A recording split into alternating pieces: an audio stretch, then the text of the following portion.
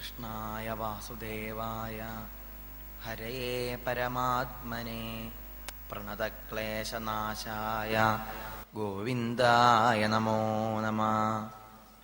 സദാശിവസമാരംഭാം ശങ്കരാചാര്യമധ്യമാം അസ്മദാചാര്യപര്യന്താം വന്ദേ ഗുരുപരമ്പരാം. ഗുരുർബ്രഹ്മാ ഗുരുർവിഷ്ണു ഗുരുർദേവോ മഹേശ്വര ഗുരു സാക്ഷാത് പരം ബ്രഹ്മ തസ്മൈ ശ്രീ ഗുരവേ നമഃ. സംപൂജ്യരായ എല്ലാ ഭക്തജനങ്ങൾക്കും എൻ്റെ നമസ്കാരം. ഇവിടെ ഏകാദശ സ്കന്ധത്തിലെ വളരെ പ്രധാനപ്പെട്ട ഓരോരോ ഭാഗങ്ങൾ പറഞ്ഞുകൊണ്ട് നിൽക്കുകയാണ്. ഭാഗവതം വാസ്തവത്തിൽ വേദാന്ത സാരമാണ്. സർവ വേദാന്ത സാരം യത് ശ്രീ ഭാഗവതമിഷ്യതേ എന്ന് ഭാഗവതത്തിൽ തന്നെ കാണാൻ കഴിയും. ഉപനിഷത്ത് തത്വങ്ങളെ അല്ലെങ്കിൽ വേദാന്ത തത്വങ്ങളെ രണ്ടും ഒന്ന് തന്നെ. സാധാരണക്കാർക്ക് എളുപ്പത്തിൽ മനസ്സിലാക്കി കൊടുക്കുന്നതിന് വേണ്ടിയാണ് പുരാണങ്ങളെല്ലാം ഉണ്ടായത്. അങ്ങനെയുള്ള പുരാണങ്ങളിൽ തിലകക്കുറിയായിട്ടിരിക്കുന്ന വളരെ വിശിഷ്ടമായ പുരാണമാണ് ഭാഗവതം. ഭാഗവതം വാസ്തവത്തിൽ വേദാന്ത തത്വങ്ങളെ മറ്റ് പുരാണങ്ങളെക്കാൾ കൂടുതൽ സാധാരണക്കാരിലേക്ക് എത്തിച്ചു കൊടുക്കുന്നുണ്ട്. അങ്ങനെയുള്ള ശ്രീമദ് ഭാഗവതത്തിലെ ഏറ്റവും പ്രധാനപ്പെട്ട സ്കന്ധമാണ് ഏകാദശ സ്കന്ധം. ഒരു തരത്തിൽ പറയുകയാണെങ്കിൽ ആദ്യത്തെ 10 സ്കന്ധങ്ങളിൽ പറഞ്ഞ വിഷയങ്ങളെ മുഴുവനായിട്ട് ക്രോഡീകരിക്കുകയാണ്. കഥകളിലൂടെയൊക്കെ പറഞ്ഞ വിഷയങ്ങളെ ഒന്ന് സംക്ഷേപിച്ച് ഈ കഥകളൊക്കെ എന്തിനു വേണ്ടി പറഞ്ഞതാണ് എന്ന് ബോധ്യപ്പെടുത്തി തരികയാണ് ഏകാദശ സ്കന്ധത്തിലെ ഉപദേശങ്ങൾ ചെയ്യുന്നത്. ഭാഗവതത്തിൽ തന്നെ കാണാം ഈ കഥകളൊക്കെ എന്തിനു വേണ്ടി പറഞ്ഞു. വിജ്ഞാന വൈരാഗ്യ വിവക്ഷയാ വിഭോ വചോ വിഭൂതി നതു പാരമാർത്ഥ്യം. നമുക്ക് വിജ്ഞാനം ഉണ്ടാവാൻ, ഈശ്വരാനുഭൂതി ഉണ്ടാവാനും വിരക്തി ഉണ്ടാവുന്നതിന് വേണ്ടിയിട്ടും വൈരാഗ്യം ജനിക്കുന്നതിന് വേണ്ടിയിട്ടുമാണ് ഈ കഥകളെല്ലാം പറഞ്ഞത് എന്നാണ്. ആ ഒരു ഉദ്ദേശം, അതായത് കഥകളുടെയൊക്കെ താല്പര്യം എന്ത് എന്ന് വ്യക്തമാക്കുന്ന ഭാഗവതത്തിന്റെ ലക്ഷ്യം എന്താണെന്ന് ബോധ്യപ്പെടുത്തി തരുന്ന ഏകാദശ സ്കന്ധത്തിലെ ഒരു പ്രധാനപ്പെട്ട ഒരു പ്രകരണമാണ് 23-ാമത്തെ അധ്യായത്തിലെ ഭിക്ഷുഗീത. ശ്രീകൃഷ്ണ ഭഗവാൻ ഉദ്ധവർക്കായി ഓരോരോ വിഷയങ്ങൾ പറഞ്ഞു കൊടുക്കുന്ന സമയത്ത് 22-ാമത്തെ അധ്യായത്തിന്റെ അവസാനത്തിലായിട്ട് പറഞ്ഞു, താൻ ആധ്യാത്മികമായ കർമ്മങ്ങൾ ചെയ്യുന്ന സമയത്ത്, ആധ്യാത്മികതയുടെ വഴിക്ക് പോകുന്ന സമയത്ത്, ഇനിയല്ല ജീവിതത്തിലാണെങ്കിൽ തന്നെ പലതരത്തിലുള്ള ക്ലേശങ്ങളും നമുക്കുണ്ടാവും. ആധ്യാത്മികതയുടെ വഴിക്ക് മാത്രമല്ല, സാധാരണ ഭൗതിക ക്ലേശങ്ങളായാലും നിരവധി നമുക്കുണ്ടാവും. ചിലപ്പോൾ അപമാനിക്കപ്പെട്ടു എന്ന് വരാം, ചിലപ്പോൾ വന്ദനം, ചിലപ്പോൾ നല്ല അനുഭവങ്ങളും ഉണ്ടാവാം. വന്ദനം ഉണ്ടായി എന്ന് വരാം, ചിലപ്പോൾ നിന്ദ തന്നെ ഉണ്ടായി എന്ന് വരാം. എന്നവരെ കണ്ടാൽ മിണ്ടുന്നവര്, ലോകം പറയുന്നവർ ചിലപ്പോൾ മിണ്ടാതിരുന്നു എന്ന് വരാം. ഇങ്ങനെ അനുകൂലവും പ്രതികൂലവുമായ പല അവസ്ഥകളും നമുക്ക് സംഭവിക്കാം. ഇവയെ മുഴുവൻ ശ്രേയസ്സിനെ ആഗ്രഹിക്കുന്നവൻ എങ്ങനെ വേണം? ആ അനുകൂലമായാലും പ്രതികൂലമായാലും അവയെ മുഴുവൻ ധീരതയോടുകൂടി അതിനെ മുഴുവൻ സ്വീകരിക്കാൻ ഭഗവാന്റെ പ്രസാദമായിട്ട് കാണാൻ സാധിക്കണം എന്ന് പറയാണ്.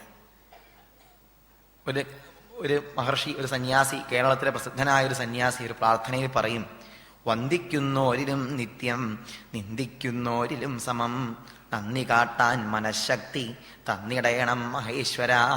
വന്ദിക്കുന്നവരെ കാണുമ്പോഴും നിന്ദിക്കുന്നവരെ കാണുമ്പോഴും നന്ദി കാണിക്കാനുള്ള മനഃശക്തി എനിക്കുണ്ടാക്കി തരണേ. അതാണ് ഭഗവാനോട് പ്രാർത്ഥിക്കുന്നത് തന്നെ. ആരെ കാണുമ്പോഴും ആപത്തുണ്ടാവുമ്പോഴും സമ്പത്തുണ്ടാവുമ്പോഴും തൻ്റെ മനസ്സ് ഒരുപോലെ വർത്തിക്കാൻ സാധിക്കണേ. രണ്ടിനാലും ബാധിക്കപ്പെടാത്ത ആ യോഗബുദ്ധിയിൽ ഉറച്ചു നിൽക്കാൻ കഴിയണേ. ഇതാണ് പ്രാർത്ഥന തന്നെ.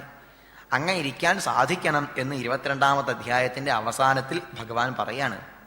എന്നിട്ടോ ആത്മാനമുദ്ധരേത്, തന്നെ കൊണ്ട് തന്നെ ഉയർത്തൂ. ഞാൻ പറയാനുള്ളതൊക്കെ പറഞ്ഞു കഴിഞ്ഞു, ഇനി സ്വയം ഉയരാൻ വേണ്ടി ശ്രമിക്കൂ. ഇത് മഹർഷിമാരുടെ മൊത്തം അഭിപ്രായമാണ്. ഞങ്ങൾ പറയേണ്ടതൊക്കെ ഞങ്ങൾ പറഞ്ഞു കഴിഞ്ഞിട്ടുണ്ട്. പണിയൊക്കെ ആരെടുത്തോളണം? നിങ്ങൾ തന്നെ പണിയെടുത്തോളണം. ഞങ്ങളൊക്കെ പറയാനുള്ളതൊക്കെ പറഞ്ഞു കഴിഞ്ഞു, നിങ്ങൾ തന്നെ ശ്രമിച്ചോളണം. നമ്മൾ ശ്രമിച്ചിട്ടുണ്ടെങ്കിൽ നമുക്ക് എവിടേക്ക് എത്താം? ക്ഷേമത്തിലേക്ക്, ഈശ്വരനിലേക്ക്, പരമമായ ആ അനുഭൂതിയിലേക്ക്, സ്വാതന്ത്ര്യത്തിലേക്ക് എത്തിച്ചേരാൻ സാധിക്കും എന്ന് പറഞ്ഞിട്ട് ഭഗവാൻ അവിടെ അവസാനിപ്പിച്ചു. അന്നേരാണ് ഉദ്ധവര് ചോദിച്ചത്, ഭഗവാനെ യഥൈവമനുബുദ്ധ്യേയം വദനോ വദതാം വരാ സുദുസ്സഹമിമം മന്യേ ആത്മന്യ സതതിക്രമം. അവിടുന്ന് ഈ പറഞ്ഞതൊക്കെ ശരി തന്നെയാണ്. പക്ഷെ അങ്ങനെയൊക്കെ ആണെങ്കിലും അസത്തുക്കൾ തന്നെ വല്ലാതെ ദ്രോഹിക്കുന്ന സമയത്ത് എങ്ങനെയാ സഹിക്കുക? അവയെ തിദിക്ഷയോട് കൂടിയിട്ട് എങ്ങനെ സമീപിക്കാൻ കഴിയും? തിദിക്ഷ എന്ന് പറഞ്ഞാൽ എന്താണ്? സഹനം സർവദുഃഖാനാം അപ്രതീകാരപൂർവകം ചിന്താ വിലാപരഹിതം സാ തിദിക്ഷ നികത്യതേ എന്ന് ആചാര്യസ്വാമികൾ പറയുന്നുണ്ട്. സഹനം സർവദുഃഖാനാം, എല്ലാ ദുഃഖങ്ങളെയും സഹിക്കാനുള്ള കഴിവാണ് തിദിക്ഷ. ഇതെങ്ങനെ സഹിക്കണം? അപ്രതീകാരപൂർവകം, പ്രതികാരപൂർവം അല്ലാതെ സഹിക്കാൻ കഴിയണം എന്നാണ്. എടോ ഞാൻ മാലട്ട് പോയതുകൊണ്ടാണ്, ശബരിമലയ്ക്ക് പോവാൻ മാലട്ടതുകൊണ്ട്, അല്ലെങ്കിൽ ഞാൻ കാണിച്ചു തരായിരുന്നു, അങ്ങനെയും പറയരുത്. അയ്യോ എൻ്റെ ഭഗവാനെ എനിക്കിങ്ങനെ വന്നു പോയല്ലോ, അങ്ങനെയും പറയരുത്. ചിന്താവിലാപരഹിതം, ചിന്തയോ വിലാപങ്ങളോ ഒന്നും ഉണ്ടാവാതെ, ഇങ്ങനെ സംഭവിച്ചു പോയില്ലേ, പറ്റിപ്പോയില്ലേ, അങ്ങനെയുള്ള ചിന്തയുണ്ടാവാതെ അങ്ങനെ ദുഃഖങ്ങളൊക്കെ സഹിക്കാനുള്ള കഴിവാണ് വാസ്തവത്തിൽ തിദീക്ഷ. ഇതൊന്നും എളുപ്പമല്ല. സാധാരണക്കാർക്ക് ഇത് പറയാനൊക്കെ എളുപ്പമാണ്, മൈക്കെന്ന് പറയാനൊക്കെ എളുപ്പമാണ്. അവനവൻ അനുഭവം ഉണ്ടാവുന്ന സമയത്ത് അതിനനുസരിച്ച് നിൽക്കാൻ സാധിക്കുക എന്ന് പറഞ്ഞാൽ സാധാരണ എളുപ്പമല്ല. എന്താ ഞാൻ ചെയ്യേണ്ടത്? ഭഗവാനെ അവിടുന്ന് പറഞ്ഞു തരൂ എന്ന് ഉദ്ധവര് ഭഗവാനോട് ചോദിച്ചു. ഇങ്ങനെ ഭഗവാനോട് ഉദ്ധവര് ഇത് ബുദ്ധിമുട്ടാണെന്ന് പറഞ്ഞ സമയത്ത് ഭഗവാൻ ഒരു കഥ പറഞ്ഞു കൊടുക്കുകയാണ്. ഇങ്ങനെ പലതരത്തിലുള്ള ദുഃഖങ്ങളും അനുഭവിച്ച ഒരു ഭിക്ഷുവിന്റെ കഥ, അദ്ദേഹത്തിന്റെ അനുഭവം ഭഗവാൻ ഉദ്ധവർക്കായിട്ട് വിവരിച്ചു കൊടുക്കുകയാണ്. അതാണ് ഭിക്ഷുഗീതം. അനവധി ഗീതകളുണ്ട്. ഗീതാച്ച പാട്ട് എന്നാണ് അർത്ഥം. എത്രയോ ഗീതകളുണ്ട്. ഭഗവത്ഗീത, ഭിക്ഷുഗീത, വ്യാധഗീത. ഈ മൊത്തത്തിൽ ഏകാദശ സ്കന്ധത്തിലെ ഈ ഭാഗത്തെ എന്താ പറയാറുള്ളത്? ഉദ്ധവഗീത എന്നാ പറയാറുള്ളത്. നിരവധി ഗീതകളുണ്ട്. അതിൽ ഈ ഉദ്ധവഗീതയിൽ തന്നെയുള്ളൊരു ഗീതയാണ് എന്ത്? ഭിക്ഷുഗീത എന്നുള്ളത്. ഭഗവാൻ പറഞ്ഞു, ഞാനൊരു കഥ പറഞ്ഞു തരാം, നീ കേട്ടോളൂ. എന്താ സംഭവം? കേനചിൽ ഭിക്ഷുഗീതം പരിഭൂതേന ദുർജനൈ സ്മരതാ ധൃതിയുക്തേന വിമാകം നിജ കർമ്മണാം. ഈ ഭിക്ഷുഗീത കേട്ടാൽ നമ്മളിൽ ധൃതി, ധൈര്യം ഉണ്ടാവുന്നതാണ്. ധൈര്യം വെച്ചാൽ എന്താ അർത്ഥം? ബുദ്ധിയെ നിയന്ത്രിക്കാനുള്ള അഥവാ ആധ്യാത്മയോഗം തന്നെയാണ് ധൈര്യം, ധീരം എന്നൊക്കെ പറഞ്ഞാൽ. ആ ധീരത അവിടത്തേക്ക് ഉണ്ടാവും എന്നർത്ഥം. ഇത് കേട്ടാൽ നമ്മളിപ്പം ധീരത എന്നൊക്കെ പറയാറുള്ളത് എന്താ? എന്തെങ്കിലും അപകടകരമായ കാര്യങ്ങളൊക്കെ ചെയ്താൽ അവൻ വലിയ ധീരനാന്നാ പറയുക. സാധാരണക്കാർക്ക് ചെയ്യാൻ കഴിയാത്തതും അവനവനെ തന്നെ നാശം ഉണ്ടാക്കുന്ന തരത്തിലുള്ള കർമ്മങ്ങളൊക്കെ ചെയ്താൽ, എന്തെങ്കിലും തരത്തിലുള്ള പ്രവൃത്തികളൊക്കെ ചെയ്താൽ ധീരതയായി എന്നാ പറയുക. രാത്രി 12 മണിക്ക് ചുടലക്കണ്ടത്തിലൂടെ പോയാൽ വലിയ ധീരനാണ്. ഓടുന്ന തീവണ്ടീനെ വീണ് താഴത്തേക്ക് ചാടിയാൽ വലിയ ധീരതയാണ്. ഇതൊക്കെയാണ് ധീരതയുടെ ലക്ഷണമായിട്ട് നമ്മൾ കൽപ്പിക്കാറുള്ളത്. എന്നാൽ ശരിക്ക് ധീരത വെച്ചാൽ എന്താണ്? ധിയം രാതീതി ധീര. ധീ വെച്ചാൽ ബുദ്ധി എന്നർത്ഥം. ബുദ്ധിയെ നിയമിച്ചവൻ ആരാണോ അവനാണ് ധീരൻ. തന്നിൽ തന്നെ ബുദ്ധിയെ ഉറപ്പിച്ചിരിക്കുന്നവൻ ആരോ, തന്നിലെ ആത്മബോധത്തിൽ തന്നെ മനസ്സിനെ അല്ലെങ്കിൽ ബുദ്ധിയെ ഉറപ്പിക്കുന്നവൻ ആരാണോ അവനാണ് ധീരൻ എന്നാണ്. ഇതെല്ലാവർക്കും സാധിക്കുന്ന പ്രവൃത്തിയൊന്നല്ല ഈ ധീരത എന്നുള്ളത്. ശങ്കരാചാര്യസ്വാമികൾ പറയും, നദ്യാം പ്രതിസ്രോത പ്രവർത്തനമിവ എന്നൊരു ഭാഗത്ത് പറയും. നദ്യാം പ്രതിസ്രോത പ്രവർത്തനമിവ. സാധാരണ നദിയുടെ ഒഴുക്കിനനുസരിച്ച് നമ്മളിങ്ങനെ ഒഴുകിക്കൊണ്ടിരിക്കുക ചെയ്യുക. നദിയുടെ ഒഴുക്കിനനുസരിച്ച് നമ്മളിങ്ങനെ പോകും. ഒഴുക്കിനെതിരെ നീണ്ടുന്നത് പോലെയാണ് വാസ്തവത്തിൽ ധീരത. ഒരു ഉദാഹരണത്തിലൂടെ കാണിച്ചു തന്നതാണ്. ഒഴുക്കിനെതിരെ പോകുന്നതാണ് ധൈര്യം, ധീരത്വം എന്നാണ്.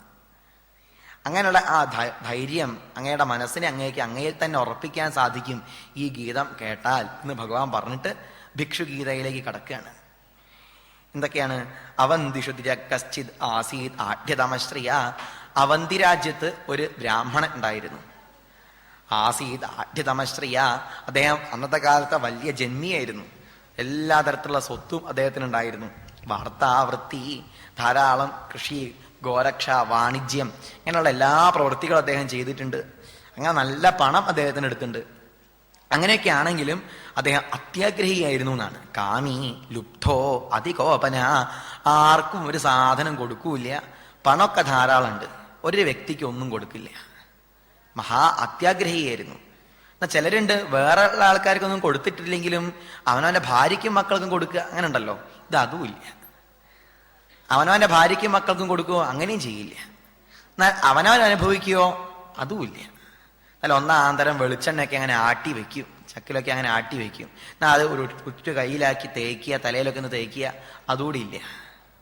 പണമൊക്കെ അങ്ങനെ ഉണ്ടാക്കി ഇങ്ങനെ കൂട്ടി വയ്ക്കുക തന്നെ. ഒരു വ്യക്തിക്കും യാതൊന്നും കൊടുക്കില്ല.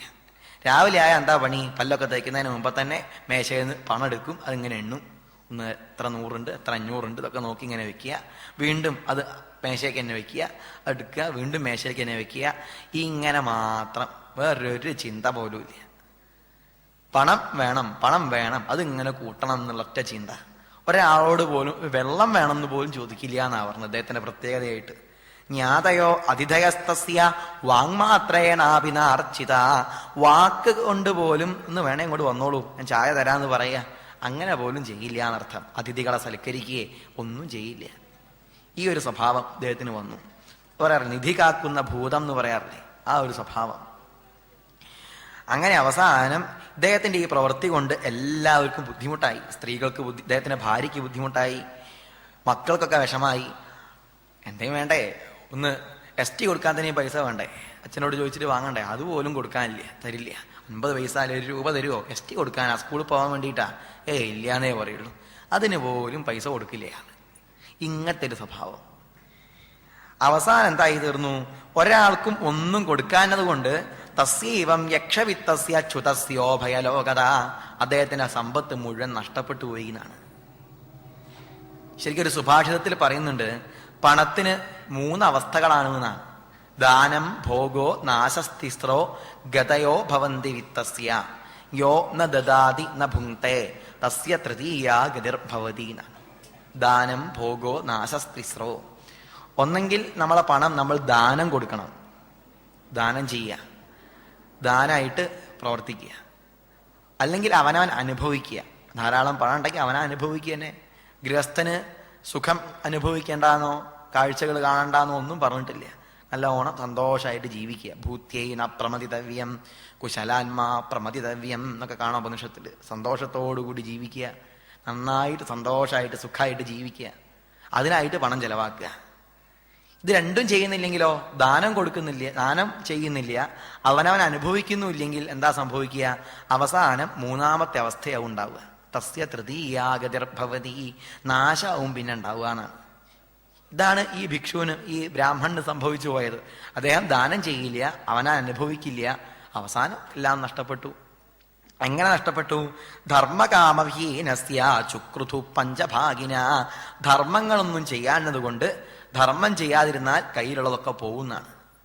ചുക്രുധു പഞ്ചഭാഗിന. 5 പേര് ഇദ്ദേഹത്തിനോട് കോപിക്കുകയാണ്. അദ്ദേഹം ധർമ്മം ചെയ്യാഞ്ഞത് കൊണ്ട് 5 പേര് ഇദ്ദേഹത്തിനോട് കോപിച്ചു എന്നാണ്. കാരണം ഗൃഹസ്ഥനായി കഴിഞ്ഞാൽ 5 പേർക്ക് വേണ്ടത് നമ്മൾ എപ്പോഴും ചെയ്യണം, എല്ലാ ദിവസവും ചെയ്യണം. 5 പേരെ നമ്മൾ തൃപ്തിപ്പെടുത്തണം. ആരൊക്കെയാണത്? ദേവന്മാര്, ഋഷിമാര്, പിതൃക്കള്, മനുഷ്യന്മാര്, ജന്തുക്കള്. ഇങ്ങനെ 5 പേർക്കും മനുഷ്യൻ പ്രവർത്തിക്കണം എന്നാണ്. മനുഷ്യനാൽ കഴിയുന്നത് അവർക്കൊക്കെ വേണ്ടി ചെയ്യണം. അതിനാണ് പഞ്ചയജ്ഞങ്ങൾ എന്ന് പറയുക. അത് ചെയ്യേണ്ടതാണ്. ദേവന്മാർക്ക് എങ്ങനെയാ? അതിന് ആ സമ്പ്രദായം വളരെ വ്യക്തമായിട്ട് മനു പറഞ്ഞു തരുന്നുണ്ട്, എങ്ങനെയാണ് പഞ്ചയജ്ഞം ചെയ്യേണ്ടത് എന്നൊക്കെ. സ്വാധ്യായോ ബ്രഹ്മയജ്ഞശ്ച. മഹർഷിമാരെ അനുഗ്രഹിക്കാൻ, മഹർഷിമാർക്ക് വേണ്ടത് കൊടുക്കാൻ ബ്രഹ്മയജ്ഞമാണ് വേണ്ടത് എന്നാണ്. സർവേഷാമേവ ദാനാനാം ബ്രഹ്മദാനം വിശിഷ്യതേ. എല്ലാ ദാനങ്ങളെക്കാൾ പ്രധാനം അറിവ് ദാനം ചെയ്യുന്നതാണ് ഏറ്റവും പ്രധാനം എന്നാണ്. ബ്രഹ്മദാനം വിശിഷ്യതേ. എല്ലാ ദാനത്തിനേക്കാൾ പ്രാധാന്യം അറിവ് ദാനം ചെയ്യുന്നതിലൂടെ ഉണ്ട്. അറിവ് സമൂഹത്തിന് കൊടുക്കാനായിട്ട് പ്രവർത്തിക്കുക. അങ്ങനെ ചെയ്തിട്ടുണ്ടെങ്കിൽ മഹർഷിമാരോടുള്ള കടം വീട്ടാൻ കഴിയും. അതിന് ഞാൻ BEd ഒന്നും കഴിഞ്ഞിട്ടില്ലല്ലോ, ഞാൻ എങ്ങനെയാ അറിവ് കൊടുക്കുക? അങ്ങനെയല്ല. അവനവനുള്ള അറിവ് അത് മക്കൾക്കായിട്ട് പകർന്നു കൊടുക്കുക. അവനവൻ എങ്ങനെയാ ജീവിക്കേണ്ടത് എന്നുള്ള അറിവ്. BEd കഴിയണമെന്നൊന്നുമില്ലല്ലോ. ടീച്ചറായാൽ മാത്രമേ അറിവ് കൊടുക്കാൻ കഴിയൂന്നൊന്നുമില്ല, അധ്യാപകനായാലേ കഴിയൂന്നൊന്നുമില്ല. നമ്മളാൽ കഴിയുന്ന വിഷയങ്ങൾ, നമ്മുടെ മൂല്യങ്ങൾ, ശാസ്ത്ര വിഷയങ്ങൾ, ഇതൊക്കെ മക്കൾക്കായിട്ട് പകർന്നു കൊടുക്കുക, അല്ലെ ബന്ധുക്കൾക്കായിട്ടൊക്കെ ഉപദേശിച്ചു കൊടുക്കുക. അങ്ങനെ ഋഷിമാരോടുള്ള കടം വീട്ടാം. പിന്നെ അടുത്തത് എന്താണ്? സ്വാധ്യായോ ബ്രഹ്മയജ്ഞശ്ച പിതൃയജ്ഞസ്തു തർപ്പണ. പിതൃകർമ്മം, പിതൃയജ്ഞമാണ് 2ാമത്തത്. പിതൃയജ്ഞത്തിന് ഒരു ബുദ്ധിമുട്ടുണ്ടോ? ഒരു ബുദ്ധിമുട്ടുമില്ല. വൃദ്ധരായ ആളുകളെ സേവിക്കുക. നമ്മുടെ ഗൃഹത്തിൽ വൃദ്ധന്മാരായിട്ട് ആരെങ്കിലും ഉണ്ടെങ്കിൽ അവരെ സേവിക്കുക. അതാണ് പിതൃയജ്ഞം. അവർക്ക് തൃപ്തി ഉണ്ടാവുന്നത് പോലെ പ്രവർത്തിക്കുക. ഇന്നിപ്പം പിതൃക്കളൊക്കെ ഉണ്ട്, വൃദ്ധന്മാരൊക്കെ ഉണ്ടെന്ന് കേട്ടാൽ അങ്ങോട്ട് പോകാൻ തന്നെ പലപ്പോഴും മടിയാണ്. പണ്ട് അങ്ങനെ ഉണ്ടായിരുന്നു. പഴയ സാധനങ്ങൾ എങ്ങാനുണ്ടോ ചോദിച്ചും കൊണ്ട് 2 ആൾക്കാർ ഇങ്ങനെ വന്നു. അപ്പം അവിടുത്തെ കുട്ടി വിളിച്ചിട്ട് പറഞ്ഞു, ഇങ്ങോട്ട് വരൂ, ഇവിടെ രണ്ടാൾക്കാരുണ്ട് പഴയ ആൾക്കാരായിട്ട്, വേഗം കൊണ്ടുപോയിക്കോളൂ, മുത്തശ്ശനും ഉണ്ട് ഒരു മുത്തശ്ശിയുണ്ട്, വേഗം കൊണ്ടുപോയിക്കോളൂ എന്നാണ്. അങ്ങനെ ആവാതെ പിതൃക്കൾക്ക് വേണ്ടതൊക്കെ വേണ്ടതുപോലെയൊക്കെ ചെയ്തു കൊടുത്താൽ എന്തായി? പിതൃയജ്ഞമായി. പിതൃയജ്ഞസ്തു തർപ്പണ ദൈവോ ഹോമോ ബലിർഭൂതോ. ദേവയജ്ഞം എങ്ങനെയാ ചെയ്യേണ്ടത്? ഹോമങ്ങളാണ് ചെയ്യേണ്ടത്. ഹോമങ്ങളൊക്കെ ചെയ്താൽ ദേവയജ്ഞം നടത്താൻ കഴിയും.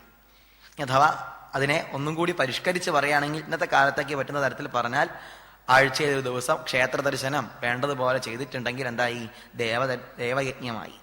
അവിടേക്ക് വേണ്ട വഴിപാടുകളൊക്കെ ചെയ്യുക, ഒരു ഗണപതി ഹോമം കഴിപ്പിക്കുക, അല്ലെങ്കിൽ ഒരു കർഗഹോമം കഴിപ്പിക്കുക, ഇതൊക്കെ ചെയ്താൽ എന്താണ്? ദേവയജ്ഞമാണ്. ദൈവോ ഹോമോ ബലിർഭൂതോ. അടുത്തത് ഭൂതയജ്ഞം. ഭൂതയജ്ഞം വെച്ചാൽ എന്താണ്?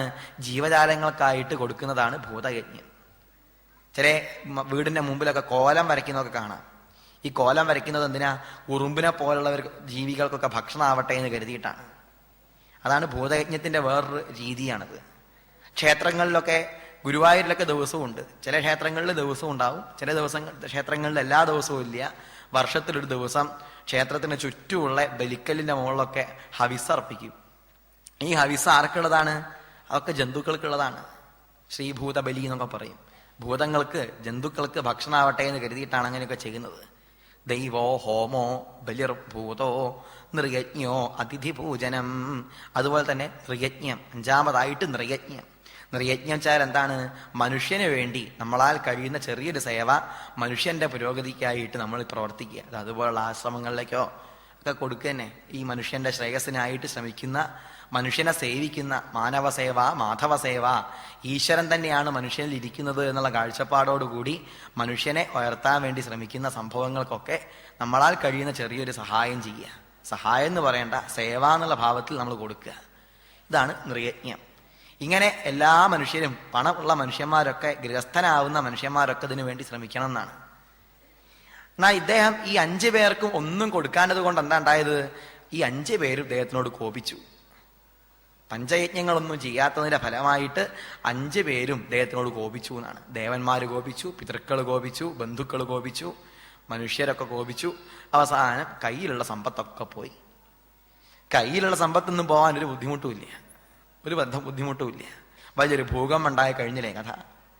പണ്ടൊരു ഭൂകമ്പം ഒരിടത്തുണ്ടായ സമയത്ത് മാധ്യമങ്ങൾ ഇതിന് അനുഭവപ്പെട്ടവരെ അടുത്തേക്ക് ചെന്നു. അവരോട് ചോദിച്ചു, എന്താ നിങ്ങളുടെ അവസ്ഥ എന്ന് ചോദിച്ചു. അപ്പൊ അവർ പറയാണ്, ഇന്നലെ വരെ ഞങ്ങൾ കോടിപതികളായിരുന്നു, ഇന്നു മുതൽ ഞങ്ങൾ റോഡുപതികളായി തീർന്നു.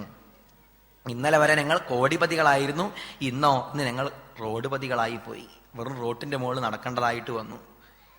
അപ്പൊ അതൊന്നും നഷ്ടപ്പെടാൻ ഒരു ബുദ്ധിമുട്ടില്ല എന്നർത്ഥം. എങ്ങനെയൊക്കെയാ നഷ്ടപ്പെട്ടത്? ജ്ഞാതയോജഗൃഹുക്കിഞ്ചിൽ. ഇദ്ദേഹത്തിന്റെ അവകാശികൾ തന്നെ കുറെ പണം കൊണ്ടുപോയി. ഭാര്യ, മക്കളൊക്കെ കള്ളത്താക്കോലൊക്കെ ഉണ്ടാക്കി മേശയൊക്കെ തുറന്ന് കുറെ കൊണ്ടുപോയി. കുറച്ചാളുകള് കിഞ്ചിൽ ദസ്യവൗദ്ധവ, കുറെ ശത്രുക്കൾ കൊണ്ടുപോയി എന്നാണ്. ദസ്യുക്കൾ കൊണ്ടുപോയി, അദ്ദേഹത്തിനോട് എതിർപ്പുള്ളവരൊക്കെ കൊണ്ടുപോയി. ദൈവത കാലത കിഞ്ചിൽ, കുറെ ഭൂകമ്പം, പേമാരി ഇങ്ങനെയൊക്കെ വന്നിട്ട് കൃഷിയൊക്കെ നശിച്ചു. കിഞ്ചിൽ ബ്രഹ്മബന്ധോ പാർത്ഥിവാൽ, കാലം കൊണ്ട് കുറെ നഷ്ടപ്പെട്ടു.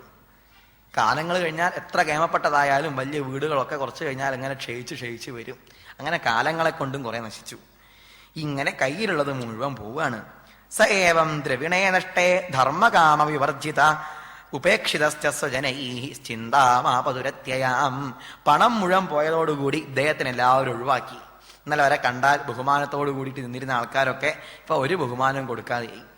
എന്തെങ്കിലും കിട്ടുമെന്ന് വിചാരിച്ചിട്ടാണ് ആളുകൾ കേമായിട്ട് ഇദ്ദേഹത്തിനെ ബഹുമാനിച്ചതേ. അപ്പൊ ഒന്നും ഇല്ലാണ്ടായി എന്ന് കണ്ടാൽ പിന്നെ ആരെയും അംഗീകരിക്കുവോ? ഒന്നും ചെയ്യില്ല. ഒരു തരത്തിലുള്ള ബഹുമാനം അദ്ദേഹത്തിന് കിട്ടാതെയായി. എല്ലാവരാലും, എല്ലാ വ്യക്തികളാലും അദ്ദേഹം ഉപേക്ഷിക്കപ്പെട്ടവനായി തീർന്നു ഈ ബ്രാഹ്മണൻ. അവസാനം ആരെങ്കിലും എന്തെങ്കിലും കൊടുത്തിട്ടുണ്ടെങ്കിൽ പറയും ചെയ്യും മറ്റുള്ളവർ, ഇയാൾക്കൊന്നും കൊടുക്കരുത്, എരന്ന് സമ്പാദിക്കാനൊക്കെ നോക്കുകയാണ് എന്ന് പറയും. ഒന്നും കൊടുക്കണ്ട, കാരണം ധാരാളം പണം കൂട്ടി വെച്ചിട്ടുണ്ട്, എരന്ന് സമ്പാദിക്കാൻ വേണ്ടി നോക്കുകയാണ്. എൻ്റെ കുട്ടി ഇവന്റെ വീടിന്റെ അടുത്തുള്ള മാവിന്റെ മുകളിലേക്ക് ഒന്ന് കല്ലെടുത്ത് എറിഞ്ഞിട്ടേ ഉള്ളൂ.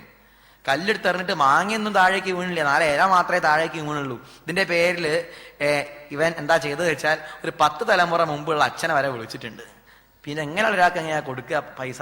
ഒന്നും കൊടുക്കരുത്, മഹാദ്രോഹിയാണ്, മഹാ അപകടകാരിയാണ് ഇവൻ. ഇങ്ങനെയൊക്കെ ജനങ്ങൾ പറഞ്ഞു എന്നാണ്. അങ്ങനെയൊക്കെ ആയതോടുകൂടി ഉപേക്ഷിതശ്ച സ്വജനൈ ചിന്താമാപതുരത്യയാം, എല്ലാ തരത്തിലുള്ള ക്ലേശങ്ങളും വന്ന സമയത്ത് ഇദ്ദേഹത്തിന് പല ചിന്തകളും വന്നു എന്നാണ്. വിചാരം അദ്ദേഹം അപ്പോഴാണ് ഉദിച്ചത്. അത് പറയുന്നുണ്ട്, നല്ല സൗകര്യങ്ങളും മൃഷ്ടാന്നൊക്കെ എപ്പോഴും കഴിച്ചുകൊണ്ടിരിക്കുന്ന സമയത്ത് നമുക്ക് ഈശ്വര വിചാരം ഒന്നും ഉണ്ടാവില്ല, തത്വവിചാരം ഒന്നും ഉണ്ടാവില്ല. എന്തെങ്കിലും തരത്തിലുള്ള ചെറിയ ക്ലേശങ്ങളൊക്കെ ഉണ്ടാകുമ്പോഴാണ് നമ്മൾ ഇതെങ്ങനെ വന്നു, ഈ സംഭവം എങ്ങനെ ഉണ്ടായി എന്നൊക്കെ ആലോചിച്ചിട്ട് നമ്മൾ ചിന്തിച്ചിട്ട് പിന്നീട് നേരെയാവാൻ വേണ്ടി നമ്മൾ ശ്രമിക്കും. എപ്പോഴും സുഖം മാത്രമേ ഉള്ളൂ വെച്ചാലോ അവനെ സംബന്ധിച്ചിടത്തോളം വേറെ വിഷമങ്ങളൊന്നും ഇല്ലെങ്കിൽ ഈശ്വരചിന്തയൊന്നും ഉണ്ടായിക്കൊള്ളണമെന്നില്ല. ഈശ്വരചിന്ത എന്ന് മാത്രമല്ല, ലോകത്തോട് തന്നെ ഒരു ആദരവ് ഉണ്ടാവില്ല. ഒക്കെ ഞാൻ തന്നെ എന്നുള്ള വിചാരമേ ഉണ്ടാവൂ. അപ്പൊ കുറച്ചൊക്കെ ക്ലേശങ്ങൾ ഉണ്ടാകുമ്പോഴോ അപ്പൊ അവൻ പഠിക്കും, എന്താ അങ്ങനെ വരാനുള്ളത് എന്നൊക്കെ ആലോചിക്കും. നല്ല രീതിയിൽ ഈ ഭിക്ഷു ചിന്തിച്ചു എന്നാണ്, നല്ലതുപോലെ ചിന്തിച്ചു. എന്തൊക്കെയാ അദ്ദേഹം പറഞ്ഞത്? ഖിദ്യതോ ബാഷ്പകണ്ഠസ്യ നിർവേദസ് മഹാനഭൂത്. ഈ സമ്പത്തൊക്കെ പോയിട്ട് പലതരത്തിലുള്ള ദുഃഖങ്ങൾ അനുഭവിച്ച സമയത്ത് അദ്ദേഹത്തിനൊരു വിരക്തി, ഒരു വൈരാഗ്യം വന്നു എന്നാണ്. കുറെ കഷ്ടപ്പാടൊക്കെ വന്നപ്പം ഒരു വൈരാഗ്യം അദ്ദേഹത്തിന് വന്നു. ആശാൻ പറയുന്നില്ലേ, ഒരു വേള പഴക്കമേറിയാൽ ഇരുളും മെല്ലെ വെളിച്ചമായി വരാം. കുറെ ഇങ്ങനെ ഇരുട്ടിങ്ങനെ വന്നു കഴിഞ്ഞാൽ ഈ ഇരുട്ടെന്തായി തീരും? ഇരുട്ടിൻ്റെ ഇടയിൽ ഒരു വെളിച്ചം ഉണ്ടാവും എന്നാണ്. ഒരു വേള പഴക്കമേറിയാൽ ഇരുളും മെല്ലെ വെളിച്ചമായി വരാം. കുറെ കയ്പ് ഇങ്ങനെ അനുഭവിച്ചാൽ അതെന്തായി തീരും? അത് കുറച്ചു കഴിഞ്ഞാൽ മധുരായി തീരും. കുറച്ച് അനുഭവം, ദുഃഖാനുഭവങ്ങളൊക്കെ ഉണ്ടായപ്പം അദ്ദേഹത്തിന് മനസ്സൊന്ന് നേരെ നല്ല രീതിയിലേക്ക് തിരിഞ്ഞു. അതും ഭഗവാന്റെ അനുഗ്രഹം തന്നെയാണ്. ചില ഭക്തന്മാര് പറയാറുണ്ട്, ഈ അവന്തിയിൽ അന്നേരം ഭഗവാൻ ഉണ്ടായിരുന്നു എന്നാണ്. ഭഗവാൻ അദ്ദേഹത്തിനെ കണ്ടപ്പം ഭഗവാൻ എന്നെ സങ്കടം തോന്നിയെന്നാ, കഷ്ടം തോന്നിയെന്നാണ്. അപ്പോഴാണ് അദ്ദേഹത്തിന് വിരക്തി ഉണ്ടായത് എന്ന് ചിലർ പറയാറുണ്ട്. അങ്ങനെ ഭാഗവത്തിൽ പറഞ്ഞിട്ടൊന്നുമില്ല, ഭഗവാനോട് ചേർത്തും കൊണ്ട് പറയാൻ ചില ഭക്തന്മാരങ്ങനെ വ്യാഖ്യാനിക്കാറുണ്ട്. അങ്ങനെ ചിന്തിച്ചു അദ്ദേഹം പറഞ്ഞു എന്നാണ്. സജാഹേതമഹോ കഷ്ടം വൃഥാത്മാമേനുതാപിത നകർധർമായ ന കാമായ യസ്യാർത്ഥായ സ ഈദൃശ. കഷ്ടം തന്നെ, ഞാൻ ഇങ്ങനെ കുറെ കാലം ജീവിച്ചു, ഇപ്പം എന്താ ഉണ്ടായത്? എന്ന ധർമായ, പ്രത്യേകിച്ച് ധർമ്മത്തിനായിട്ടോ പ്രത്യേകിച്ച് ക്ഷേമത്തിനായിട്ടോ ഒന്നും ഞാൻ ശ്രമിച്ചില്ല. ആർക്കും ഒരു തരത്തിലുള്ള ക്ഷേമം ഉണ്ടാക്കാൻ ഞാൻ ശ്രമിച്ചില്ല. എനിക്ക് സുഖം ഉണ്ടാവണം, എൻ്റെ ക്ഷേമം മാത്രമേ ഞാൻ ആലോചിച്ചിട്ടുള്ളൂ. ഇങ്ങനെ ഞാൻ ജീവിച്ചു. എന്ത് കാര്യം? പ്രായേണ അർത്ഥാകദരിയാണാം ന സുഖായ കഥാചന ഇഹചാത്മോപതാപായ മൃതസ്യ നരകായ ച. അദ്ദേഹം ഇങ്ങനെ ആലോചിക്കുകയാണ്. പ്രായേണാർത്ഥ, സാധാരണഗതിയിൽ സമ്പത്ത് ഒരു തെറ്റെന്ന് പറയാൻ കഴിയില്ല. സമ്പത്ത് ഉണ്ടാവുക വേണ്ടത്, ധാരാളം സമ്പത്ത് ഉണ്ടാവണം. സമ്പത്ത് ഒരു മോശാന്ന് ഒരിടത്ത് പോലും പറഞ്ഞിട്ടില്ല. പക്ഷെ ഈ സമ്പത്ത് എന്നെപ്പോലുള്ളവരെ അടുത്ത് എത്തിക്കഴിഞ്ഞാൽ എന്തായിത്തീരും? അതുകൊണ്ട് ആർക്കും ഒരു പ്രയോജനം ഉണ്ടാവില്ല. ഞാനായിട്ട് ആർക്കും കൊടുക്കില്ല, ഞാൻ അനുഭവിക്കുകയോ ഞാനും അനുഭവിക്കില്ല. ഇങ്ങനെയുള്ളവരാണ് അവനവനും അനുഭവിക്കില്ല, ലോകത്തിന് കൊടുക്കൂല. ഈ സ്വഭാവത്തോടു കൂടിയവരെയാണ് കദര്യന്മാർ അല്ലെങ്കിൽ ലുബ്ധന്മാർ എന്നൊക്കെ വിളിക്കുന്നത് സംസ്കൃതത്തില്. ആ ഒരു കൂട്ടത്തിലായിപ്പോയില്ലേ ഞാൻ, ലുബ്ധനായിപ്പോയില്ലേ. ഈ ലുബ്ധന്മാർക്ക് സമ്പത്ത് കിട്ടിയാൽ അതെന്തിനായിട്ടാ വരിക? അത് അവസാനം നരകത്തിനായിട്ട് മാത്രമേ ആയി തീരുള്ളൂ. നരകം മാത്രാവും നേടുക. യശോ യശസ്വിനാം ശുദ്ധം ശ്ലാഘ്യായേ ഗുണിനാം ഗുണ ലോഭസ്വൽപ്പോപിതാൻഹന്തി ശുത്രോ രൂപമിവേപ്സിതം. ഈ ലുബ്ധന്മാർക്ക് സമ്പത്ത് കിട്ടിക്കഴിഞ്ഞാൽ അവന്റെ കഥ മഹാകഷ്ടം തന്നെ. അവ വേണ്ടതുപോലെ ചെലവാക്കിയില്ല, ഒരു തരത്തിലുള്ള ഗുണവും അവനെ കൊണ്ടുണ്ടാവില്ല. യശോ യശസ്വിനാം, യശസ്സുള്ളവർക്ക് യശസ് ഉണ്ടാവാൻ വേണ്ടി അവർ ശ്രമിക്കും. ശ്ലാഘ്യങ്ങളായ ശ്രേഷ്ഠങ്ങളായ കർമ്മങ്ങൾ ചെയ്യാനായിട്ട് ശ്രമിക്കും. ഈ യശസ്കരന്മാരും ശ്ലാഘ്യന്മാരുമായവരിലേക്കൊക്കെ, നല്ല വ്യക്തികളിലേക്കൊക്കെ ഈ ലുബ്ധത വന്നു കഴിഞ്ഞാൽ, ആർക്കും ഒന്നും കൊടുക്കില്ല എന്നുള്ളൊരു സ്വഭാവം വന്നു കഴിഞ്ഞാൽ അവസാനം എന്തായിത്തീരും? അവരുടെ ആ ഗുണങ്ങളൊക്കെ പോകുന്നതാണ്. ലോഭം, അത്യാർത്തി വന്നു കഴിഞ്ഞാൽ അവർക്ക് എല്ലാ ഗുണങ്ങളും പോവും. എത്ര കേമന്മാരായിട്ടും കാര്യമൊന്നുമില്ല, എല്ലാ വിഷയങ്ങളും ലോഭം കൊണ്ട് നഷ്ടപ്പെടുന്നതാണ്. എത്രയോ കഥകളില്ലേ. പണ്ടൊരു രാജാവിൻ്റെ ഒരു ക്ഷുരകൻ ഉണ്ടായിരുന്നു. ഈ ക്ഷുരകന് ഇങ്ങനെ പോണ സമയത്ത് ഒരു ചെകുത്താൻ അദ്ദേഹത്തിൻ്റെ അടുത്തേക്ക് വന്നു. എന്നിട്ട് 4 പാത്രത്തിൽ നിറയെ സ്വർണ്ണ നാണയം അദ്ദേഹത്തിന് കൊടുത്തു. അത് കഴിഞ്ഞിട്ട് ഒരു പാത്രം കൂടിയും കൊടുത്തു. ആ പാത്രത്തിൽ പകുതി സ്വർണ്ണമുണ്ട്, ഇത് കൊണ്ടുപോയിക്കോളാൻ പറഞ്ഞു. ഞാൻ നിനക്ക് സമ്മാനമായിട്ട് തരികയാണ്, ആ തരത്തിലുള്ള ക്ഷേമത്തിനും വേണ്ടി ഞാൻ നിനക്ക് തരികയാണ്. 4 പാത്രത്തിൽ നിറച്ച് സ്വർണ്ണമുണ്ട്, ഒരു പാത്രത്തിൽ പകുതി സ്വർണ്ണയുള്ളൂ. അങ്ങനെ അവൻ വീട്ടിലെത്തിയപ്പോൾ അവന് സ്വൈരമില്ല. 4 പാത്രത്തിൽ നിറച്ച് സ്വർണ്ണണ്ടേ, ഒരു പാത്രത്തിൽ അര സ്വർണ്ണേ ഉള്ളൂ, പകുതി സ്വർണ്ണേ ഉള്ളൂ.